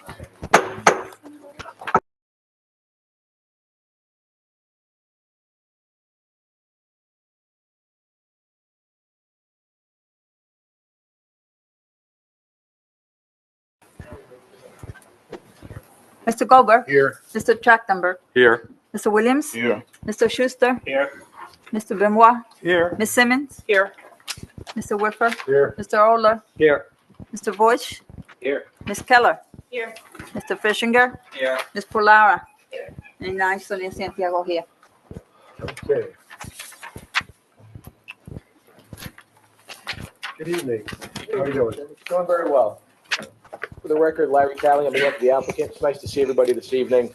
We appreciate you being here. I know end of August is tough to get a quorum and there's a fully constituted board like always in the township. So we do appreciate it. The applicant's very appreciative of it as well. We're down to very limited testimony at this point, Mr. Chairman and members. What I'd like to do is sort of remind the board quickly what we did in July at the meeting about 4.5 weeks ago and what we hope to do this evening. So we commenced the application last month. As you may recall, Michael Tobia from the onset provided operational testimony. On behalf of the application, we introduced the PowerPoint deck, a multi-sheet deck showing existing proposed conditions as well as renderings and other details about the property. And we went through our witness deck as well with our civil witness, with our architect, with our traffic engineer, and we even had a little sidebar with a secondary operation witness, a member of the Bruin family. Matt Bruin testified in conjunction with Michael Tobia on operational support. We concluded testimony of all those witnesses at that hearing at about 10 o'clock. We left with some marching orders from the board members, hoping for some plan supplements, which we prepared and filed. One of those being a one-sheet plan from Fred Stewart's office that was submitted a little over 10 days ago on the 14th. The second being a refuse enclosure detail that was submitted the other day. We'll mark that shortly, Mr. Chairman. We discussed as to what the refuse enclosure detail composition would be. So we have essentially a pad detail and an elevation detail of that. We've also got an updated sign diagram to show the board members because we talked about the sign being in the site triangle. So we're showing the updated signage and we're going to confirm the location on the property line outside of the county right of way. And we're down to just planning testimony at this point. Michael Tobia, we've already sworn him in and qualified him as a licensed planner. I know the board knows him well, and we did that at the prior hearing for the record. Tonight, Michael will do essentially the cleanup testimony on those limited design updates that we've got from the Stewart engineering plan, show you the refuse enclosure, the sign detail, and then we're going to get into the planning proofs. We pretty much discussed everything, including the event space, but we left open the full and final details as to how the events would play out on the property, day over day, and in the evening hours. So that's going to be the lion's share, I think, of what you hear Mr. Tobia testify to shortly. And as usual, when we have a use variance case, we like to tee it up very neatly for this board to consider. We've got a proposed list of conditions for the board to consider relative to an approval if the board were to act favorably and vote in favor of the application, that the applicant is self-imposing, several of which we already discussed at the last public hearing as to start time, shutdown time, quantity of persons at events, things like that. But Michael will walk you through that. We'll introduce that as an exhibit as well in a handout. This way we can sort of frame what the applicant is going to do to try to and successfully control use on this property, because we do have D relief here. And then go from there, Mr. Chairman. We expect we need about 20 to 30 minutes tops on direct testimony. At that point, we're going to conclude our direct. All right, Okay. we proceed. Thank you. So, hi, everyone. Michael Tobia, the applicant's planning consultant. Michael, before you get too far, would you stand? Let me just swear you again. I know it was last time, it's a new day. Would you raise your right hand? Do you solemnly swear that the testimony you give to this board will be the truth, the whole truth, and nothing but the truth? Yes, I do. Thank you. Okay, so anyway, I'm the applicant's planning consultant testifying for the second time on this case for the Bruin family, many of whom are behind me, a few rows back. So as Larry indicated, we revised the plan. So before you get there, did the first meeting, did we talk about qualifications? I know you've been before this board many, many times, but we accepted the qualifications, We did as a right? planner. Okay. You really testify that I just want the capacity, record but to we be do swear clear. and qualify. Okay, thank you. So yes, we did that. Thank you. So after that meeting, we, as Larry said, we came up with a punch list of board requests and concerns. We revised one sheet of the site plan dated August 4th of this year. I'm going to go through those changes with you quickly to show you we were paying attention and taking notes at the last hearing. Okay, so what? This was submitted, Tommy, but if you want to mark it for the record, just let us know. We'd be up to A2 if we mark this, but this was submitted outside of the So 10-day window. This is sheet 3 of 6, right? And shows a revision date of 8/4/2025? Correct. No, it was submitted as part of the application. Right. Fine, 10 days prior. yes. So on this plan, you'll see we made some changes to the parking calculation as to what was required and what is provided. That news is good. We are now providing 72 spots, or I strike that. We're required to have 72 spots. We are providing 81 spots. We determined after a review of the plan, no variance is necessary for parking. You'll recall we provided 2 electrical vehicles, electrical charging spots on the plan. They are entitled to parking credits. We added those to the tabulation. We made sure that the so-called optional retail area identified on the plans as a paver courtyard and now existing in the field as a paver courtyard would be included within the calculations in case it was built out and enclosed as a building. Okay, when all that was said and done, as I said, we ended up with 81 credited parking spaces with 72 required. We did also, Mr. Chairman, at your suggestion, remove 3 parking stalls in front of the loading area so that we would not be blocking the loading area with parked cars. Those 3 stalls have been removed. I'm circling that area on the plan right now, pretty much dead center on the exhibit. We have more on this in a moment, but regarding that dumpster area, we have put a roof over it. It was Mr. Oller's request that we roof it as well as surround it and gate it. More on that in a moment. We've decided to relocate the sign, and the sign that now exists on the site was determined, shown here at the intersection of Pear Street and South Street, was determined to be in the site triangle looking southward. Can't have a sign in the site triangle. So we moved it. And on this plan, it now shows it to be moved back 12.5 feet from the South Street right-of-way. I'm circling that now. It's in the upper right of this exhibit. We propose for it to be the same sign area, same copy, okay? This will give it a 1-foot setback off the front property line and a 1-foot setback off of the Pear Street property line as well. But by doing this, it's out of the site triangle. We now show on this plan that site triangle, a 425-foot dimension going both north and south along South Street. Just while you're on the subject of the location of the sign, where you've moved it to, you have that fencing right there. Yes.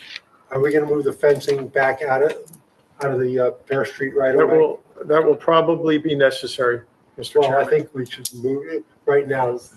I think it should be moved out of the Pear Street right away, just so we don't have to clean that up later. Because I mean, it looks like part of the fence goes into the right of way. So, and I'm getting to this in a moment. What we decided to do, because much of the fence is in the right of way by about a Right. foot, we thought we would petition the township committee for permission to leave it there. And we were going to make that a condition of approval. We're also going before that agency for permission to resurface Pear Street. So we thought we'd kill two birds at one stone with one stone. If we don't succeed there before the township committee, we're going to move the entirety of the fence out of that right of way. Okay? There was concern from board members and Mr. Fishinger about directing everybody to Pear Street in entering and exiting the property. There are now signs posted down in the vicinity of Whitney Avenue that say exit on Pear Street with an arrow pointing toward Pear Street. Our testimony has been that basically no one has ever used Whitney. These signs will continue to require that, and those signs are shown on the leg of the site that fronts on Whitney. Okay.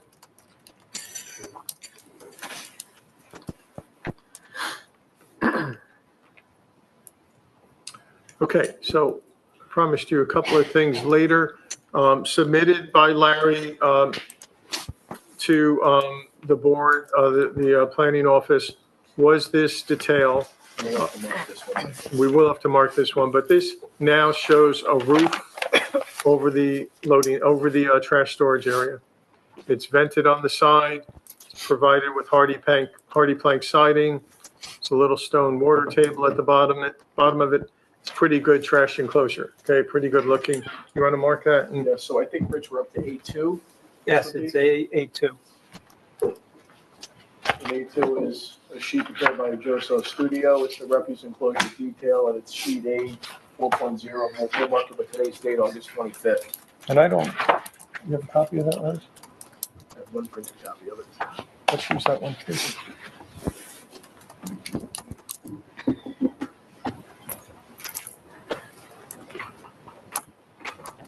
Okay, so while Larry's doing that, I'm going to our next slide. Okay, so we have to move the sign, okay? And this next slide is an illustration of how we'd like to relocate it. The sign you see here are the identical dimensions of the sign now out in the field. That sign's had 3 or 4 lives over the years with Glendale Florist, 4 feet 9 on the horizontal, 3 feet 6 on its height. Inspired by the township buildings here and at the police department, we thought we would do stone columns to decorate this a little bit more. We're asking the board for permission to do that. And this sign will be placed, as I said, 12.5 feet from the South Street right of way. No change in sign area or dimensions. And this, we do have to make A3, right? Yeah, that's A3. So what you see up on the monitor will be handed to Larry. He can mark it A3. Larry, please.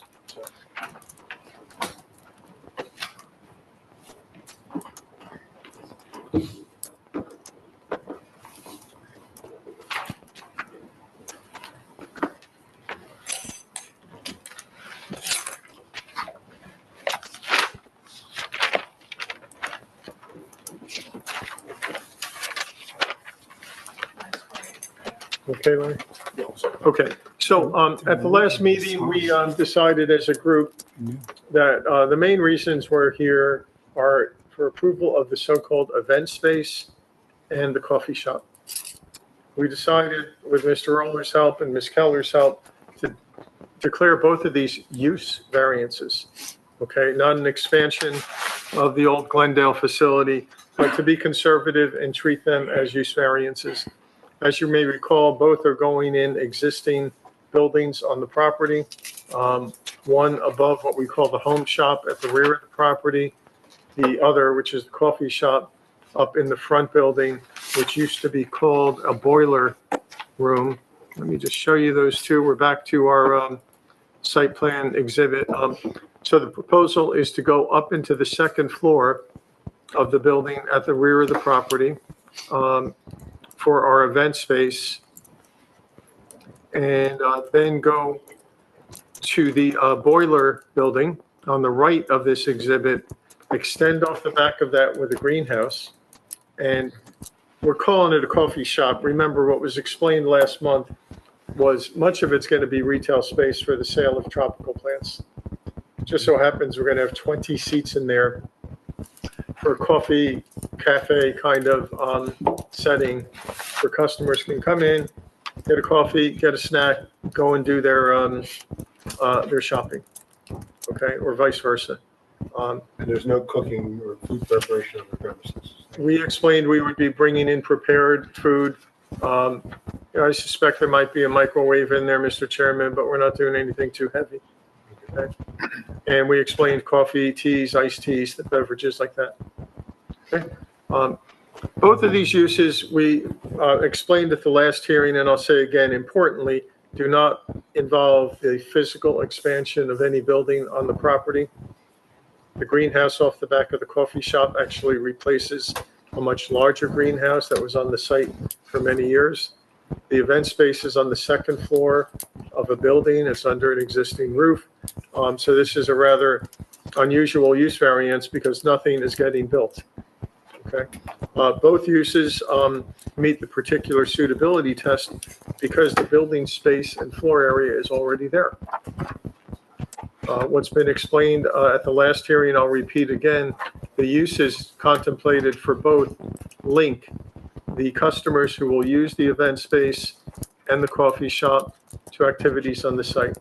Basically, these are people who love to garden and love to shop and appreciate the type of community-driven garden center that the Bruins are proposing here.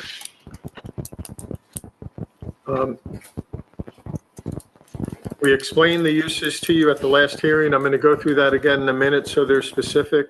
I wanted to point out, when we do these use variances, we do have to explain why the use wasn't contemplated in the first place by your zoning ordinance and master plan.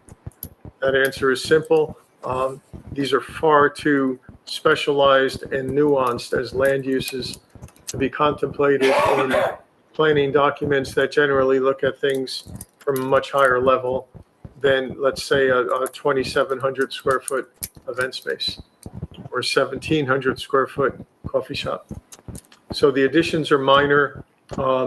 We suspect the vast majority of people using each will be in love with gardening and garden centers and shopping at these facilities. It's also important to point out that each and every use that uses the event space will be staffed and monitored by the Bruin family members or employees of South Street Gardens. We told you at the last hearing there would be no third-party rentals of the space. Can't just go in there and rent the space for your own party. It's got to be supervised by the Bruins with them on staff at all times. We explained to you, and it's in my outline of testimony, this is a land use throughout the country right now that is facing severe competition from the big boxes. Home Depot, Lowe's, Costco come to mind. You can't just sell plants anymore. You have to diversify. The trend in the garden center industry is to add things such as cafes, food service, event space, and similar uses. South Street Gardens is just following a broad industry trend to compete with big boxes. The expansion proposed by the applicant for the event space is just 14% of the overall build out on the site. The coffee shop is only 9%. So the dominant land use here remains the garden center, the flower shop, and everything that combines to be South Street Gardens. Remember, we told you last month, Garden Center is located exactly where it was with Glendale. Flower shop exactly where it was when Glendale was around. And Glendale, we date back over 100 years on this site. Parking lot in the same location. So this applicant has put a heck of a lot of money and investment into the site without changing anything on the site in terms of physical expansion. With that said, the other thing we do have to talk about is negative criteria. And I kind of just started with that. I wanted to point out again, everything going on here mimics what was going on with Glendale. Things have just gotten a lot better and a lot better looking. There is no physical change to the property in terms of building footprint. Building coverage stays the same. Our engineer, Mr. Stewart, at the last hearing explained our impervious coverage is actually going down by the removal of some parking area, some sidewalk, and some building. That's going down by 4,400 square feet. We now know parking complies with your ordinance, and we have surplus of 9 stalls. We consented to no sublets. We consented to health department approval. We consented to environmental commission approval. We said we would have no signs for the coffee space or the event space. And we consented to county approval. All these things line up to a conclusion that with no physical change in the property other than positive ones, there cannot be any substantial detriment to the public good nor to the intent and purpose of the zone plan.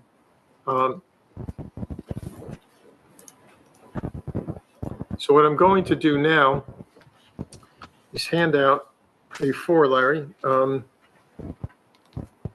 We'll do this paper copy. Our long list of proposed conditions of approval, if you're inclined to go in that direction, which lists everything we suggested. Can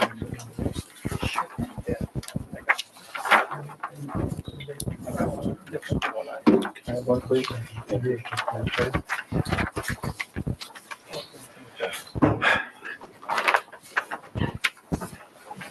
We'll go through these quickly if you like. Can I ask a question? Mr. Tobia, since you have that picture up there, is there any lighting on that monument sign for evening?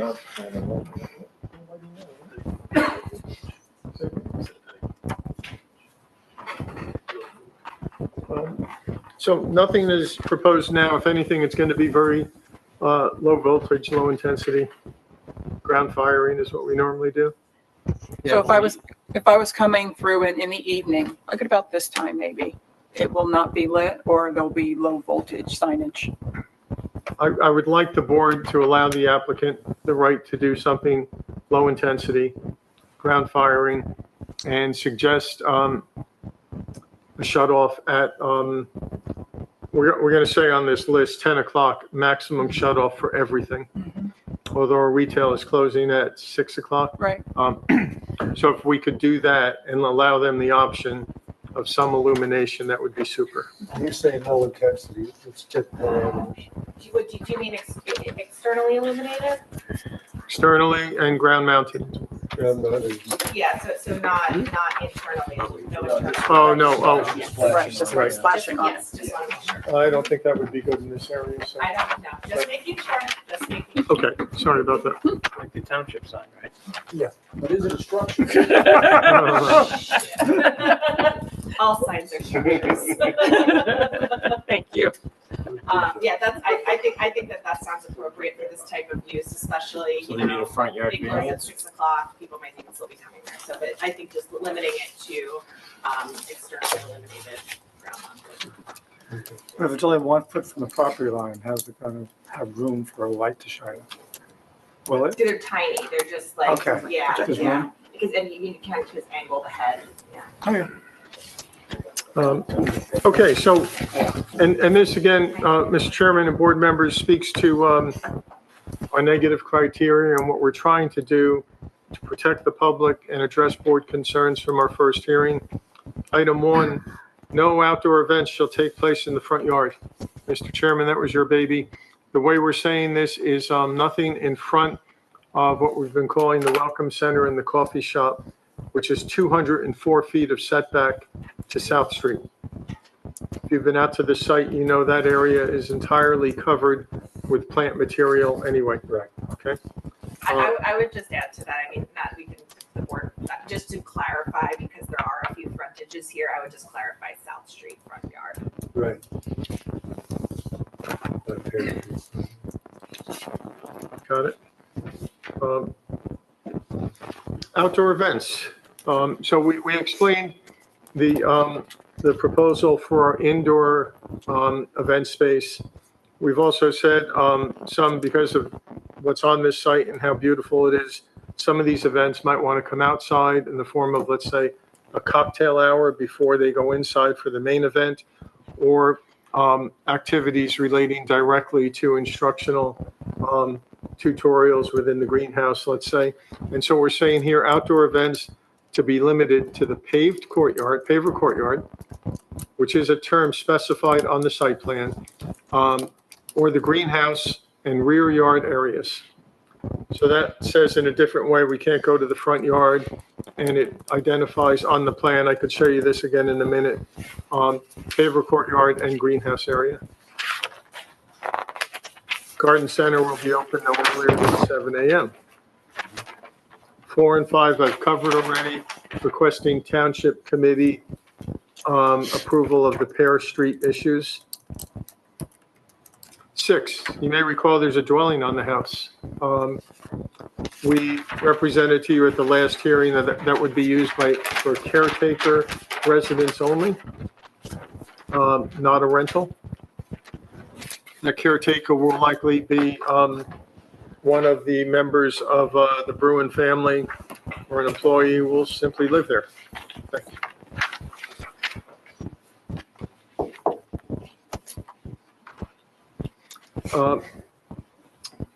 Pursuant to your noise ordinance in town, we said there'll be a 10 o'clock curfew on all site activities. Okay.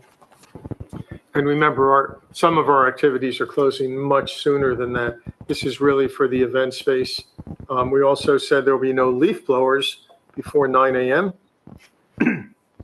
Well, can I just back up? When you say 10 p.m. curfew, does that mean the event will stop then? Because then you're usually about a half hour of people leaving parking lots. So are we going to 10 o'clock for the cutoff of the event, or are we going to, how do we get all the crowd out of there without disturbing all the neighbors at 10:30 and 11 o'clock at night? Exactly.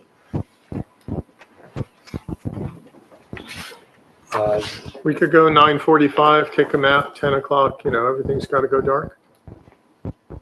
And remember, this was inspired by your noise ordinance. So, Right. Once people are leaving, there might be incidental noise relating to people pulling out of their parking spaces. But any of the events would have to be totally quiet by 10 o'clock. Yeah. And while we don't think this, we know this is not going to be Animal House, Mr. Chairman, the type of folks that are going to be in this event space. There's always an education with people leaving the property, whether it be a restaurant, bar, and say, look, you're in a residential neighborhood, make sure you keep it down. So that there could be some guidance as needed to folks coming to the events. But as Michael said, the events might start wrapping up earlier than they could. 10 o'clock would be the time, though, when the event would effectively be hard stopped, and that would be last of the folks remaining exiting at that point, I think, at 10 o'clock. Any other board members with opinions on this? Then a hard stop at 10? Yeah. No reason.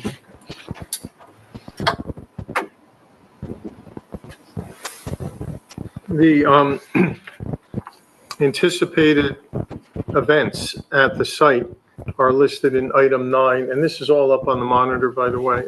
And let me, let's see if I can, so I'll give you a little zoom so we can just talk about item 9. That should be a little bit easier for everyone to see. We thought we should give you some identification and limitation on event-type uses. These are mostly in the application submitted to the board already. A, floral design and gardening workshops. B, wreath making, butterfly and terrarium workshops. 3, weddings and similar parties. D, design and decor workshops. E, garden club meetings. Okay. F, private parties and corporate events. G, fundraisers. H, events similar in nature to the events in the above list, just to give our zoning officer some flexibility. And then I and J are food trucks and music in connection with those permitted events. Okay. Outdoor music. Say it again? Outdoor music. What are the parameters on outdoor music? 'Cause that could mean a little, light music, or it can be something you heard, a quarter mile away. So, I think that's what might be a concern of some of the neighbors.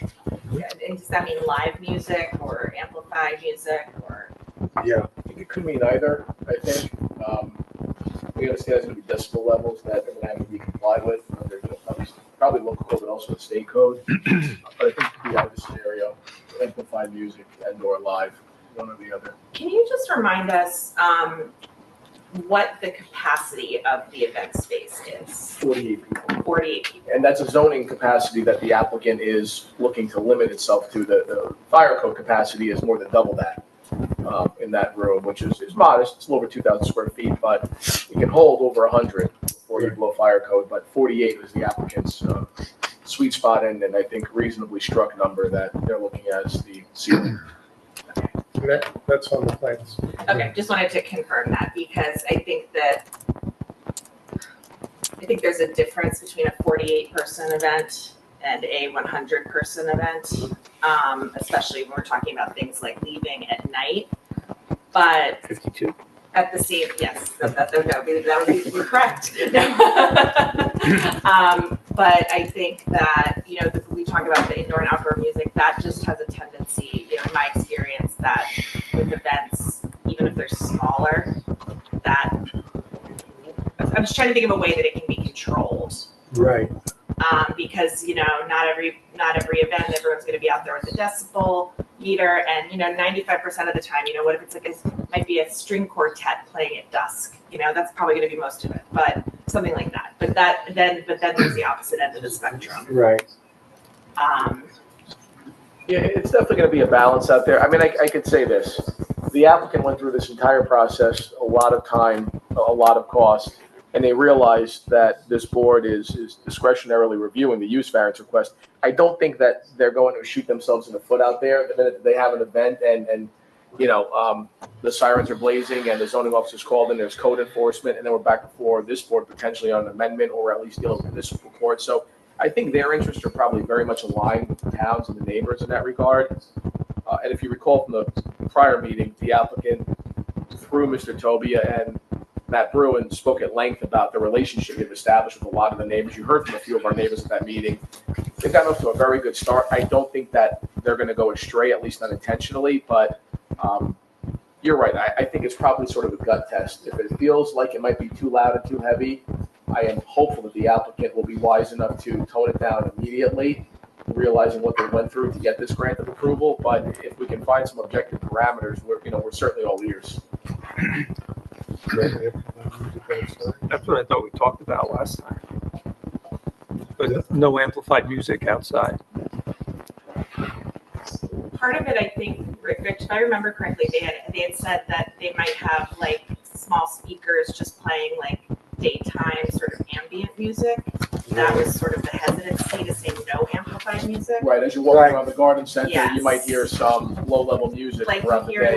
like music or like battling brook sounds or I mean just thinking about places I've been to and that could be considered amplified. Mm-hmm. So maybe a time restriction more stringent than the noise ordinance. I don't know, because I agree with you, Larry. I think that it's, you don't want to.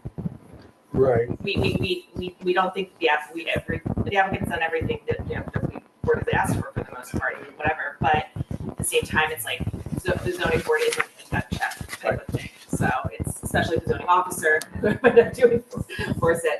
So and again, but we don't want to put a stranglehold on the applicant. Right. I mean, but it's like, what's the situation where you're going to have to be playing outdoor music past like 8 o'clock at night or something? yeah, time is certainly objective. If you pick a hard stop time for outdoor music amplification, it's definitive. So Just putting that needs up to the something. I board. mean, that seems to be the most obvious one.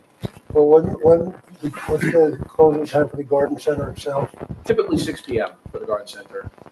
So we can say no more amplified outside music by 7 or even 6. 9. So if I may, Mr. Chairman, I mean, the idea of music as indicated on 9J is music in connection with permitted events. This would be for the event space. Right. Okay. But then you say outdoor music and like, that's why. It's the outdoor.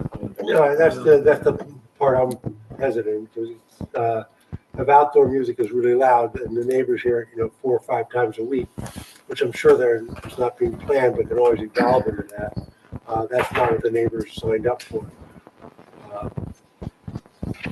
So that's why we want to put some parameters on it that will. There's also weekends, weekdays, you don't want to get too granular, but I think that there's sort of just like a logical test given the location here. Right. And remember, our testimony, I'm just going over it again from last month, was 4 to 7 events a week. Right. Okay. And this will include the terrarium workshops and all that. There is music played on the site now, just ambient little speakered music. Right. Which I don't think is a planning concern. No, I agree with that. Yeah. I agree with that. Mr. Tobia, could you just clarify, you were talking about the people, going outside during a cocktail hour, staying on the paver section, but then you also mentioned a rear yard section. So I just put that in there, meaning if for some reason. That's a pretty big track back there. Well, that's where the rear parking lot is. Right. Beneficial because right behind that is open space and Route 287's back there. Just put that in there just to give them flexibility. The direction, I know you weren't here at the last hearing, the direction from the board at that time was nothing in the front yard, which is why you see that, I think it's condition 1 in there. So rear yard just meant rear parking lot. Right. And did I hear you say earlier that would be no amplified So music? we're working on that right now. Okay. Maybe. The music might be, it might be playing through a speaker, right? So that technically amplified if the music is being played, right? I mean, the acoustic probably plugs in. Sure. Right. 9 p.m. is what the applicant is hopeful for as far as outside music shut off, amplified or not, whether it's being acoustic or an acoustic plugged into an amp, sub, whatever the case may be. 9 p.m. for the outdoor music shut off any given day of the week. Mr. Chair, members, perhaps that's an objective standard that can be followed. I mean, my biggest concern or envisioning are just have, what is a permitted event? I've been to events in outdoor spaces. Outdoor live music is phenomenal. Sure. But you get the right band and it's, 2 to 6. And next thing you know, I've been at events where 200 people love that band. They show up, they're parking all over the place in residential areas. Like, so how do we define the permitted use through that? Mr. Goldberg, I will say, I'll answer for Larry, is that I was just looking at that and it is specific that it's only in relation to a permitted the uses that are on this list. So it could be like, here's a concert. Right, but if the permitted use is on the list, as we were having some food trucks over, and then we're going to combine that with a band, but it's, No, it still is part of the food trucks and the music are part of the other uses. Those are almost like subcategories Yes. of the subcategories. Yeah, that's the way, Yeah. because it's the way that it's listed on there. okay. I think that was intentional because it's like, number H, events similar in nature to the above. Because I think that this, the way I read this is that it was specifically intended so that they could not do exactly what you're saying, because I think that is a concern. Yeah. Correct. Everything would be complementary to a registered event. Yes. Right. You have a fundraiser, you have your food truck there, maybe you have a band, but it's not like it's all related to something. That's not a standalone event itself, right? Yes, yeah. Okay, thank you for clarifying. So the rest of this list I've already covered. Health Department approval, Environmental Commission approval, Morris County approval. And I know Mr. Roller has standard conditions that he will, of course, put in here. I did want to share, Mr. Roller, with you, for the reasons stated, the application meets goals of the municipal land use law A, C, E, G, I, and M. Okay, and I'll close and then take your questions with reminding everybody, this site in the last few years became a train wreck and a blight. And years ago, it was a cute place to shop. I was there 30 years ago buying flowers. If you go out and look at the piece now, I hope some of you have, the turnaround on the site has been outstanding. Okay, outstanding in terms of site work and building design and building improvement. This is what we want the private sector to do. To make it work, we know we need flexibility. We can't just be selling geraniums anymore. That's the garden center from 50 years ago. That was the business plan. So I think as I've been watching the Bruin family for, the last 4 months or so, my conclusion is that they've done a heck of a lot right on this property.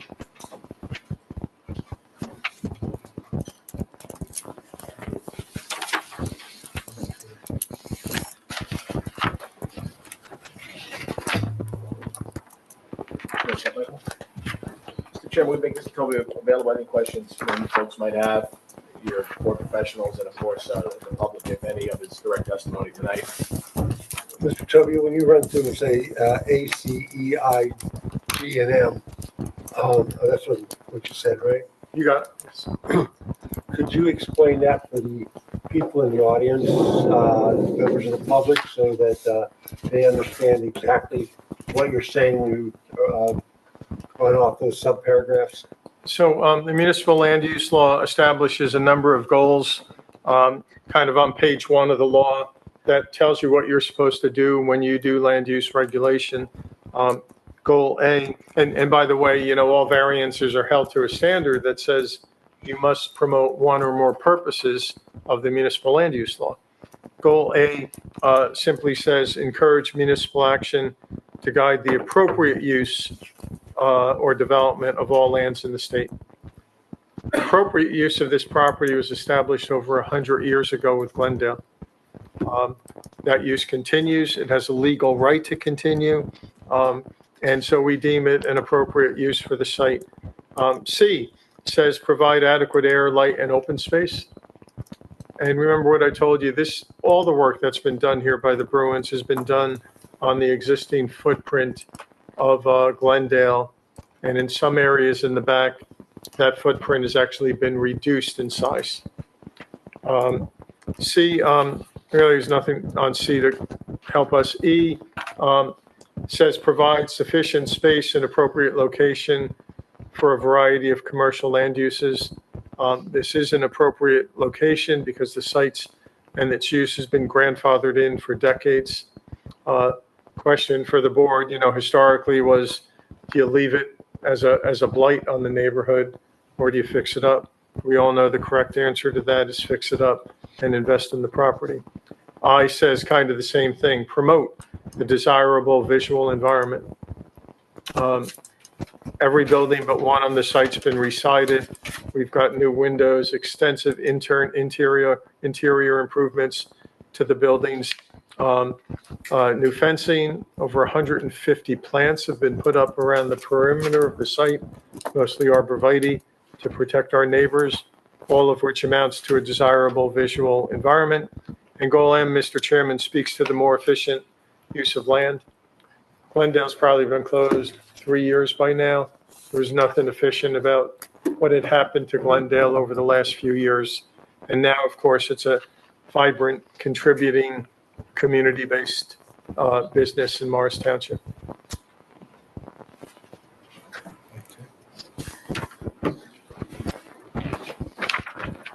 Board members, any questions? Any questions? Any members of the public with any questions of this witness? Okay, sorry, you say board professional.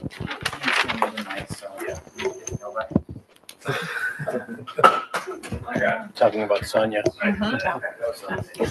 So, Mike, this should be very simple. I want to just confirm, since we were going over all the conditions, there was some questions about the signage on the Whitney Street access.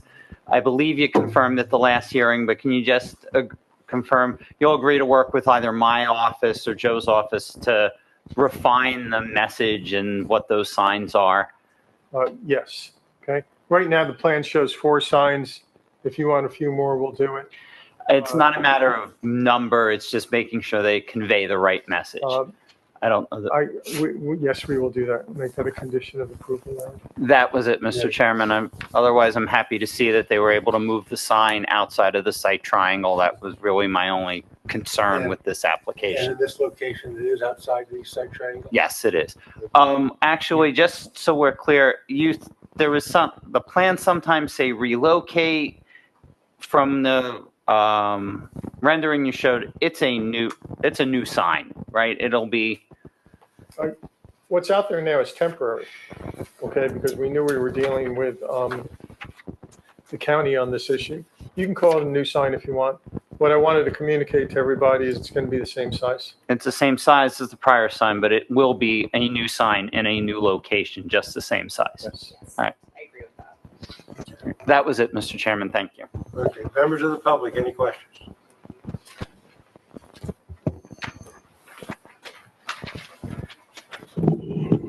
My name is John Weisgerber. I live at 20 Prospect Place, Morris Township. Can you spell your last name, please? Weisgerber.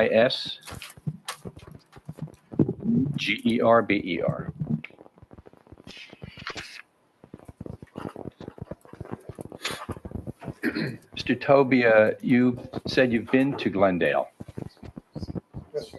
recently, or obviously not since it's closed, but you said you went there about 30 years ago. I was a fan about, somewhere a long time ago, 20 to 30 years ago. So you visited there often? What flowers there? So you bought flowers there. Yes, sir. When you were there, did you ever buy fertilizer, No, potted plants, probably not. topsoil, No, gifts? no, Henry Rose ever give you a cup of coffee? no. So it wasn't really a garden center then, was it?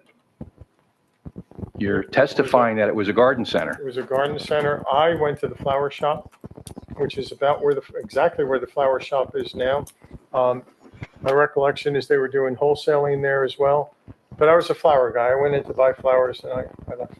But you never saw any of those other normal garden center products on display? Can't say I did. I mean, have you ever been to the farm in Green Village? Of course, yes, sir. Okay. Did Glendale resemble the farm in Green Village? Glendale, it seems to me, it's been a long time, okay, but it seems to me that was more a homespun, mom and pop, small garden center. It had the wholesale thing going on in the back. Sometimes I'm told 24 hours, so they were working overnight. And time passed it by. Well, they say that most family businesses fail in the third generation. So I've heard, yes. Buzzy Rose was the third generation, so it was expected. It was a nice piece of property in its day. Okay, it's questions right now. It's My not- question, okay, I'm going to ask my questions. There was a lot of talk and testimony about noise and music. Is there an acoustical consultant advising you on any of your testimony? There's not. So we have music planned, we have large gatherings planned, but we have not studied the actual impact of acoustics on the neighborhood. I wouldn't say we have large events planned, we have events planned. You have parking for 90 cars. Correct. Okay? You have outside speakers for music and entertainment. There's talk of live bands. I hear DeGinty Field concerts from a much greater distance. So if that's the type of sounds that we're going to be generating on that property, I would suspect that it's going to penetrate the property line. Well, I heard your question, Mr. Weisgerber, so did my witness, and the answer is no, there has not been an acoustic consultant on this project. That is relatively atypical of a project such as this. There was not one here, it was not required, it was not requested. So the punchline short answer is no. Okay, well, I would suggest to the board that it should be studied. We have a gathering space for 48 seats. You testified that under the fire code, it could accommodate up to 100 people legally, correct? I didn't testify, I proffered, it wasn't testimony. It was a ballpark. Well, I heard Mr. Tobia mention 100 people under the fire No, code. You heard not. It was Mr. Cowley who said that, but 48 is the correct number in the event space. Okay, 48 seats. but 100 is the fire code. Ballpark, I didn't testify. 48 is what it's being capped at. Is there a question? The question is, will there ever be more than 48 people on the second That floor? was definitively testified to as a no this evening, that 48 is the maximum proposed by way of the conditions the applicants proposed this evening in testimony. Okay, so 48, a small wedding then. 48 people, Okay, but mentioned wedding. be any event. Okay, any event with 48 people. I was not here for the original meeting on the 28th, and I will address that in my presentation. However, I did hear that there was a commercial kitchen being considered for this property. The architectural plans show a commercial kitchen and a bar.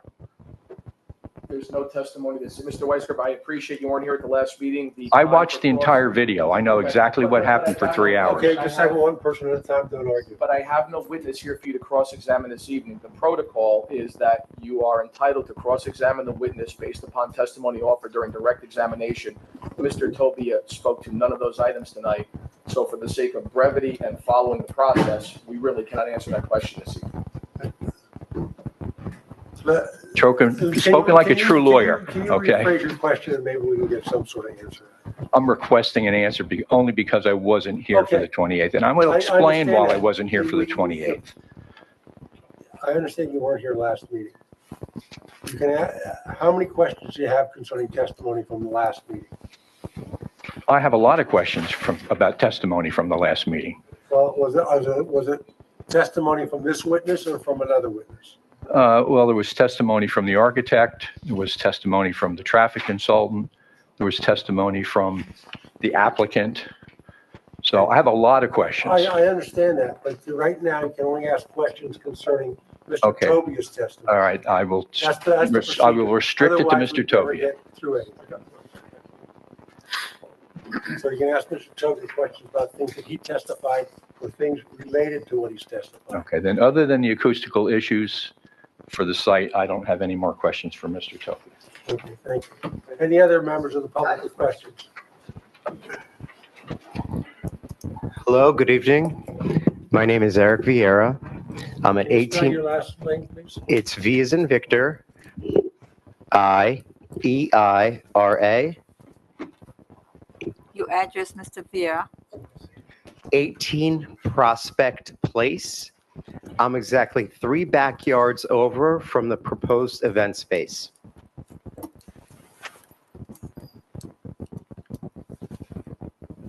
Okay, so my first question is, as far as, okay, a lot of people don't seem concerned about the coffee situation, but I want to understand, as a garden center, how are you going to decipher who's going to have coffee and who's not going to have coffee?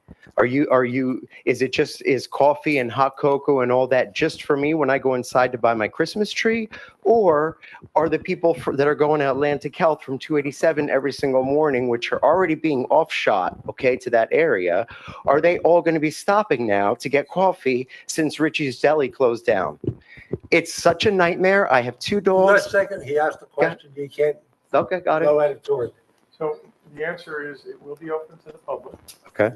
The expectation is the people going there will be continuing to shop there and browse there and so on. There's not going to be any advertisement for a coffee shop out on the street. We already said no sign for the coffee shop, right? So that's true. Okay. But you're still increasing traffic in that area. I walk my dogs there every single day, every morning, in the morning and the afternoon. Okay? My question is, with all of these other additions that we're proposing, has there even been any talk about a crosswalk on Dwyer? Something to help control. There's not one sidewalk on South Street in that whole entire area. Now you're going to add a coffee shop, which is going to make people that are in that whole area near Ginty Field, they're going to want to walk up to the garden center. I would in the morning and get coffee. But guess what? There's not one sidewalk or a crosswalk. So that's just so we're going to add an event space. That's my question. Yes, are we going to add an event space? If we're going to add an event space and a coffee shop, are we going to at least put in, some kind of crosswalk? That's one question. People are flying there. My dog twice has almost gotten killed. Flying. There's no cops. No cops watch South Street ever. Okay, and I'm there 10 years. I'm a taxpayer, and I've lived here since 2010.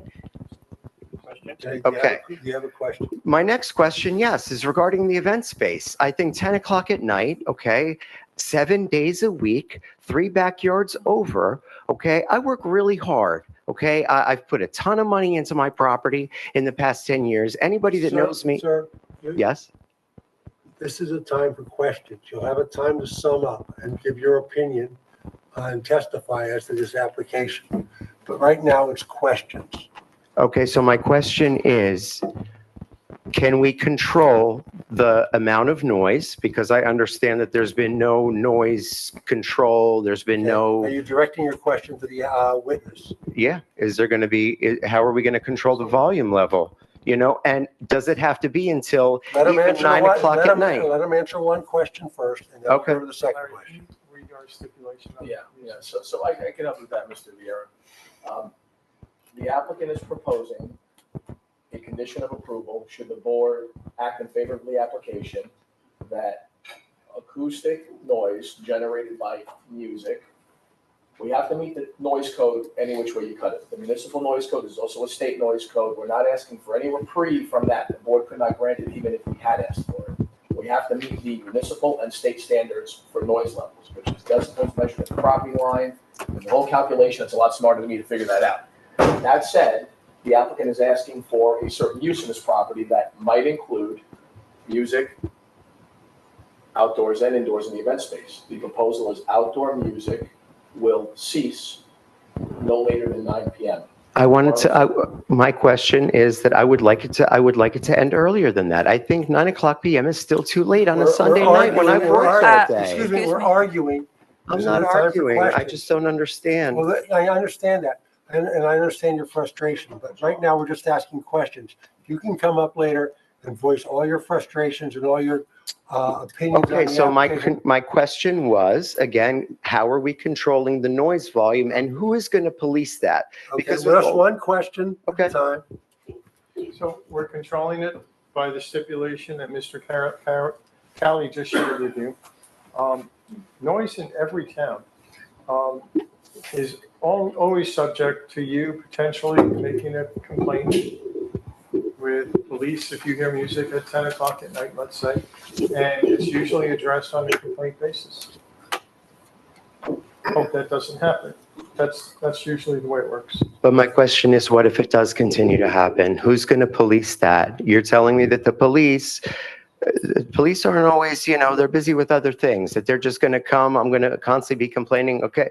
Because the bottom line is, you say 9 o'clock, that means 11 o'clock at night. That's when they're going to be rolling out of there. That's what's going to happen. And we're going to be hearing everybody drunk outside, trying to, get in their cars, stone driveway, the whole thing. We're going to hear all of it. I hear it all. Okay. I hear their blowers every morning. I hear So all I of it, know all the you've been told construction, already, all of it. but this is only questions. I'm trying to stick to No. only questions, but No, it's you're very not hard even because close. there's a That's lot not of even little close to a things question. involved. Okay. So fine. No control then. So basically, there's going to be no control, is what you're saying. We did not say that. I mean, I candidly take exception to the assumption that we're going to stop at 11, even though we're conceding to 10, that there's going to be drunk people leaving the property and that there's going to be no control at all. But the applicant said none of that through my proffer or through any witness.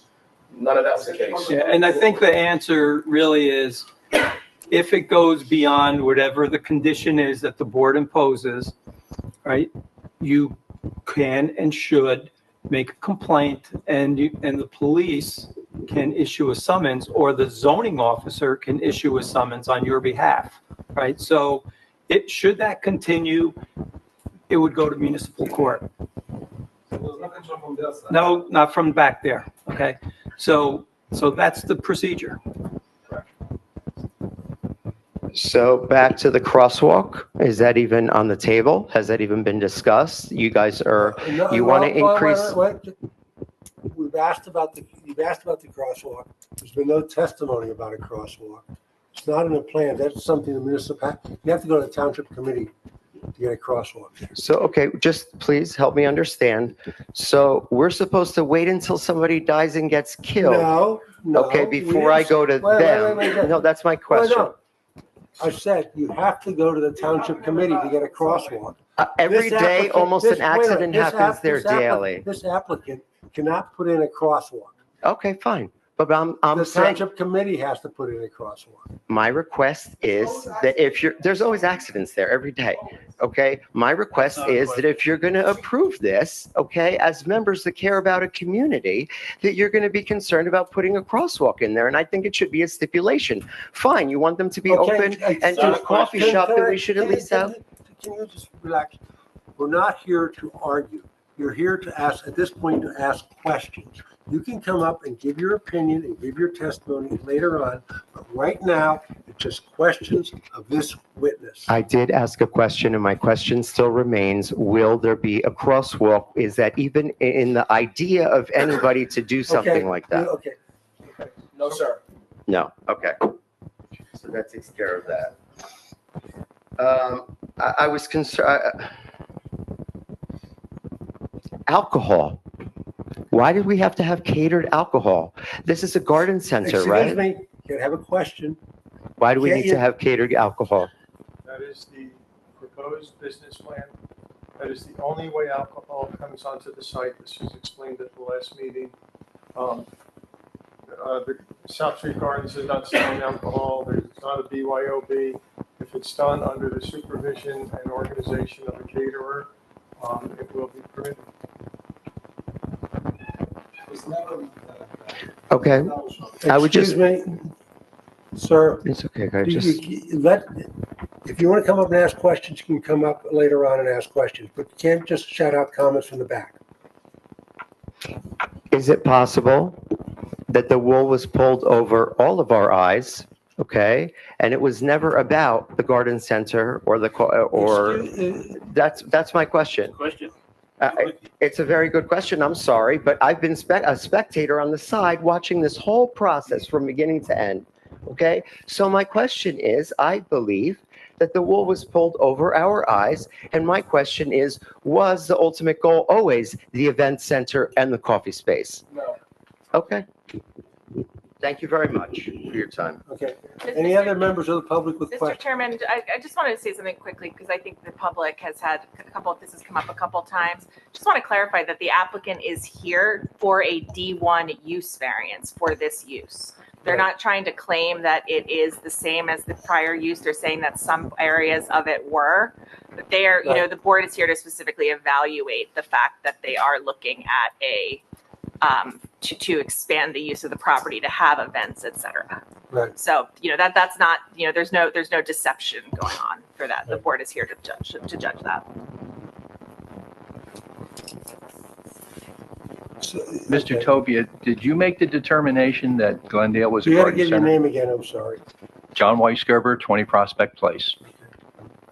It's usually you only allowed up once, but I'll let you come up. Well, I lost my train of thought, so I had to return. The gray hair has meaning sometimes.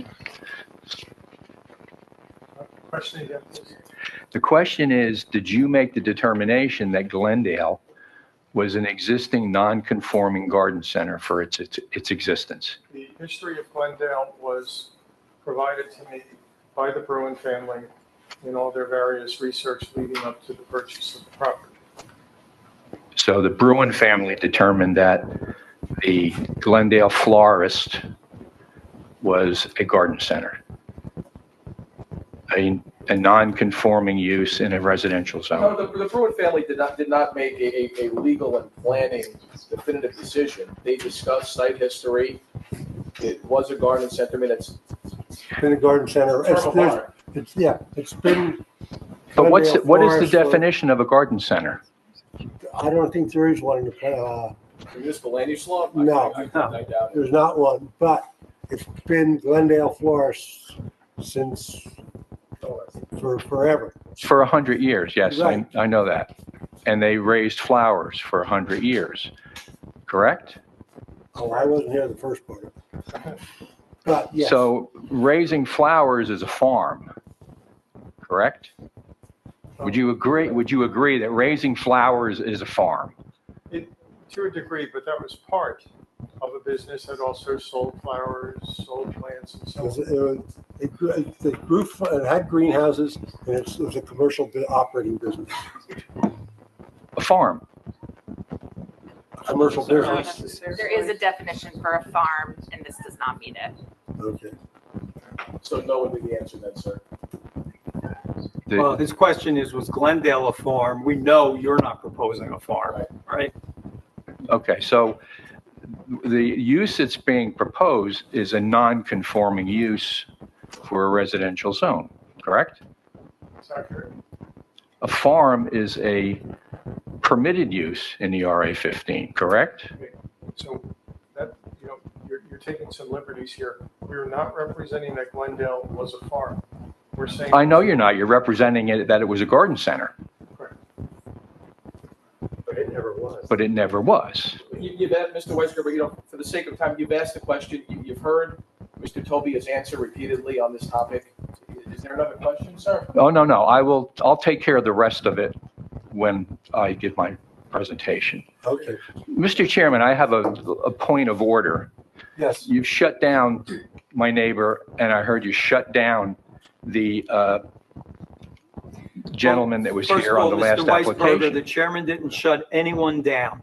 He's trying to let them understand that this is a time for questions.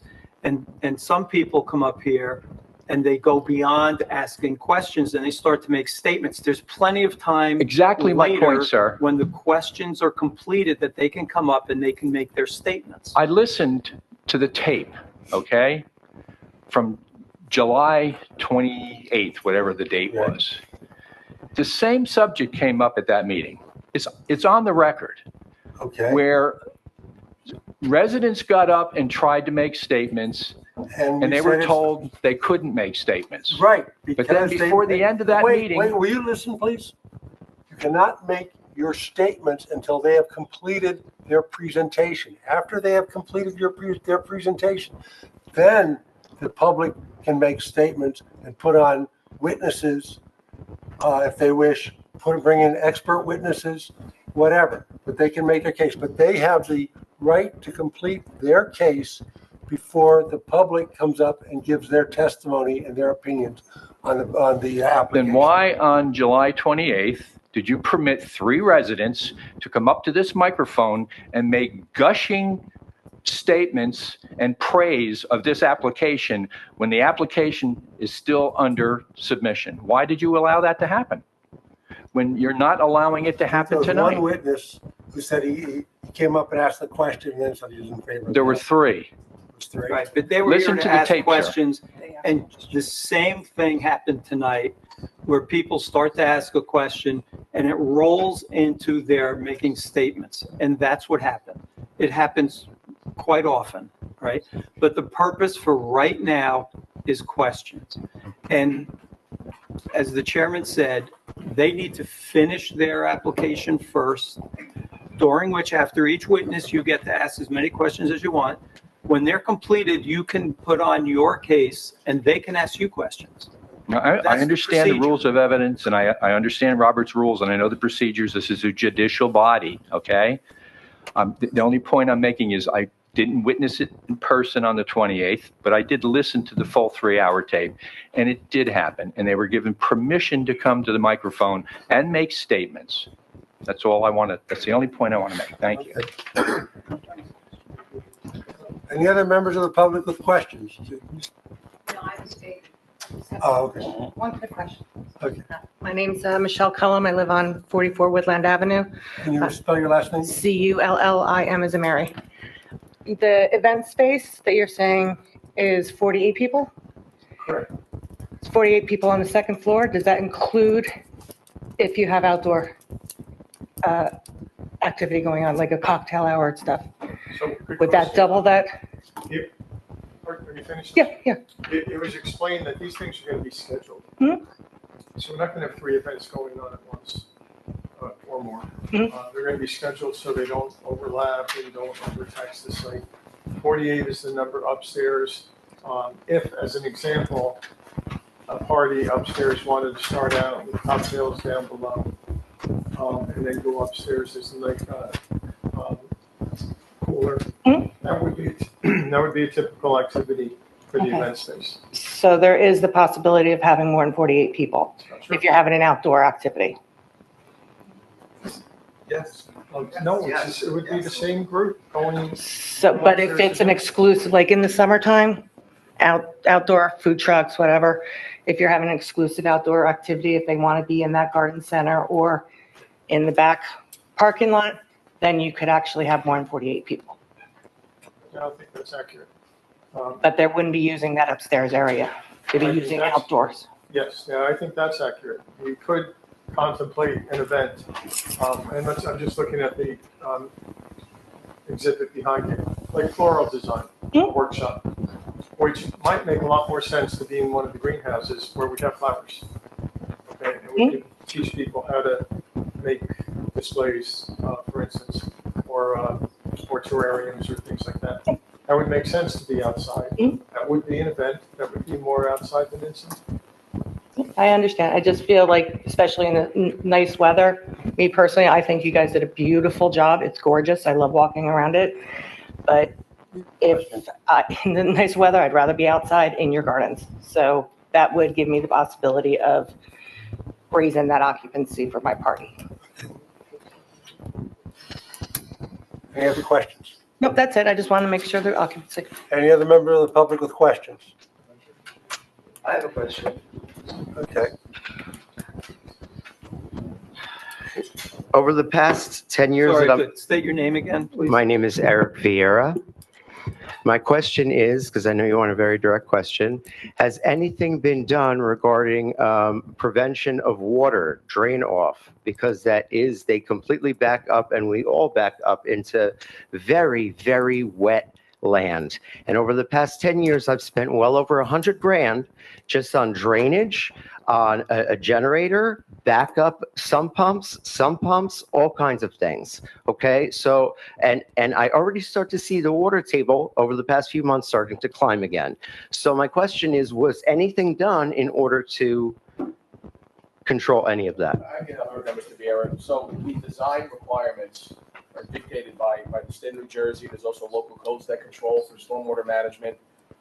It has been designed accordingly. It's been reviewed by the municipal engineer, and there is no relief being sought in connection with stormwater management controls for water runoff and water recharge on site. It complies with the code requirements, and it will comply. Any other members of the public with questions of this witness? Okay, last question. Last question. Since Eric brought up water, I have a question. Name again, please. for the John record. Weisgerber, 20 Prospect Place. Mr. Callie, since you answered the last question, was there an application for a LOI made with the New Jersey Department of Environmental Protection? I can't speak, you'd have to ask our civil engineer, but the applicant is not seeking a reprieve from any required submissions to any other agency that has jurisdiction or right of review. The TCC requested on the March minutes of their meeting a investigation of the site water and effects on adjacent lands.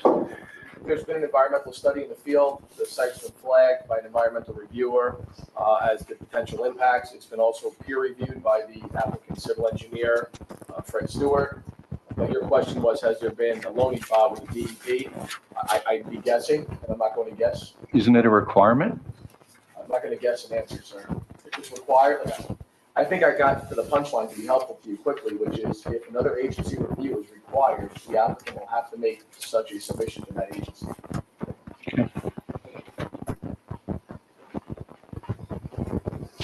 Okay, any other questions from the public?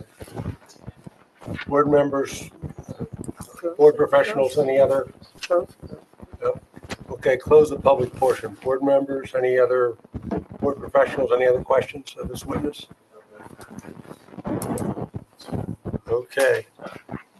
None. Any other witnesses, Mr. Kelly? That's all we have, and I'd like to just very few closing remarks. Should we get to that? I'd like to defer that until after we hear from, Well, I think we're gonna have members of the public coming up. Yeah. And it's 5 to 10. Mr. Weisgerber, I need an hour. that's what I was afraid of. Okay, so we're not going to finish this tonight.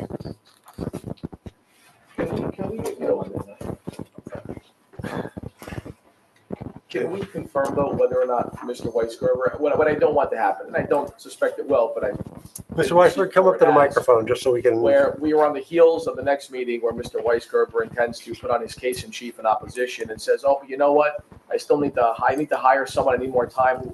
I'd rather not. Mr. Callie, I'm totally Wait, just a prepared. second, just a second. Let Mr. Kelly finish, then I'll direct you, and we'll go from there. Because Mr. Weisgerber, what Mr. Kelly is saying is that if you're going to call additional witnesses, No.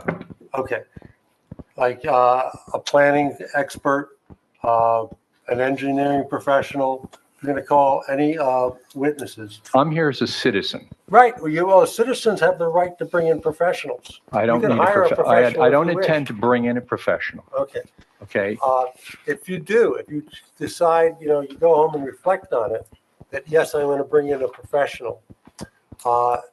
Please, that professional does have to supply us with a report. Correct. So we have something, the applicant has a basis for evaluating it in advance, and the board has the ability to review it in advance.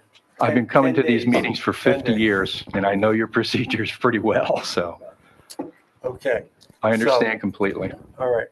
So you think you would take about an hour and it'd just be you? I don't know if it's just going to be me. I need an understand, hour. but for you, it's just you. Correct. Other members of the public may also be giving their comments, their testimony, and they are free to hire an expert if they so desire. So if if any members of the public do wish to hire an expert, they do have to submit that expert's name and a report at least 10 days in advance of the hearing. Correct.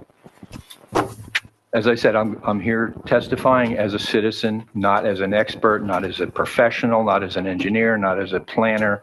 Okay. Just John Weisgerber. All right. So where are we going from here? When's the next meeting? Move to go to the next meeting. Do we need any extensions? Well, let's see when the date is. We'll work forward. November.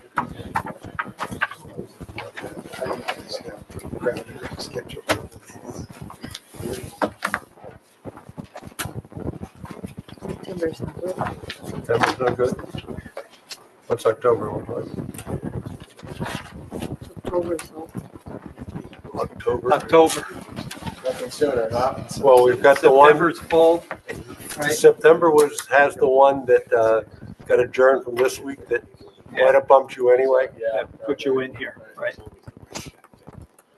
So it'd be October. No chance of a special, I would assume. Just ask, I know the applicant is looking to wrap this up. And we're just- Oh, I understand that. Yeah, I know. Every applicant wants to wrap it I up. know. Old song, I know, but, So it would be October, October 27th. October 27th.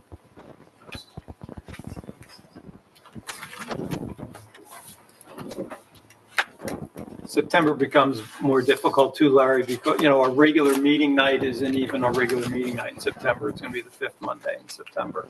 So there's no extra nights in September where we could fit in a special holiday. Yeah. Right. Yeah. Yeah. So just so the board recalls that too, September's the fifth Monday, not the fourth Monday for our next meeting. All right, Correct. so October 27th, Sonia? October 27th. Okay, so for the public, this meeting is now being adjourned. It will continue on October 27th at 7 PM in this room. There'll be no further notices from the applicant. All right. And do we need any extension? Larry through November? That's fine. All right? Okay, great. Thank you. Thank you. All right. So, any other matters we need to discuss? Any other business? Any other business we need to discuss? You have nothing? Okay. Nothing? Okay. Okay, entertain a motion to adjourn. Motion to adjourn, Mr. Chairman. Do I have a second? Second. All in favor? Aye. Meeting adjourned.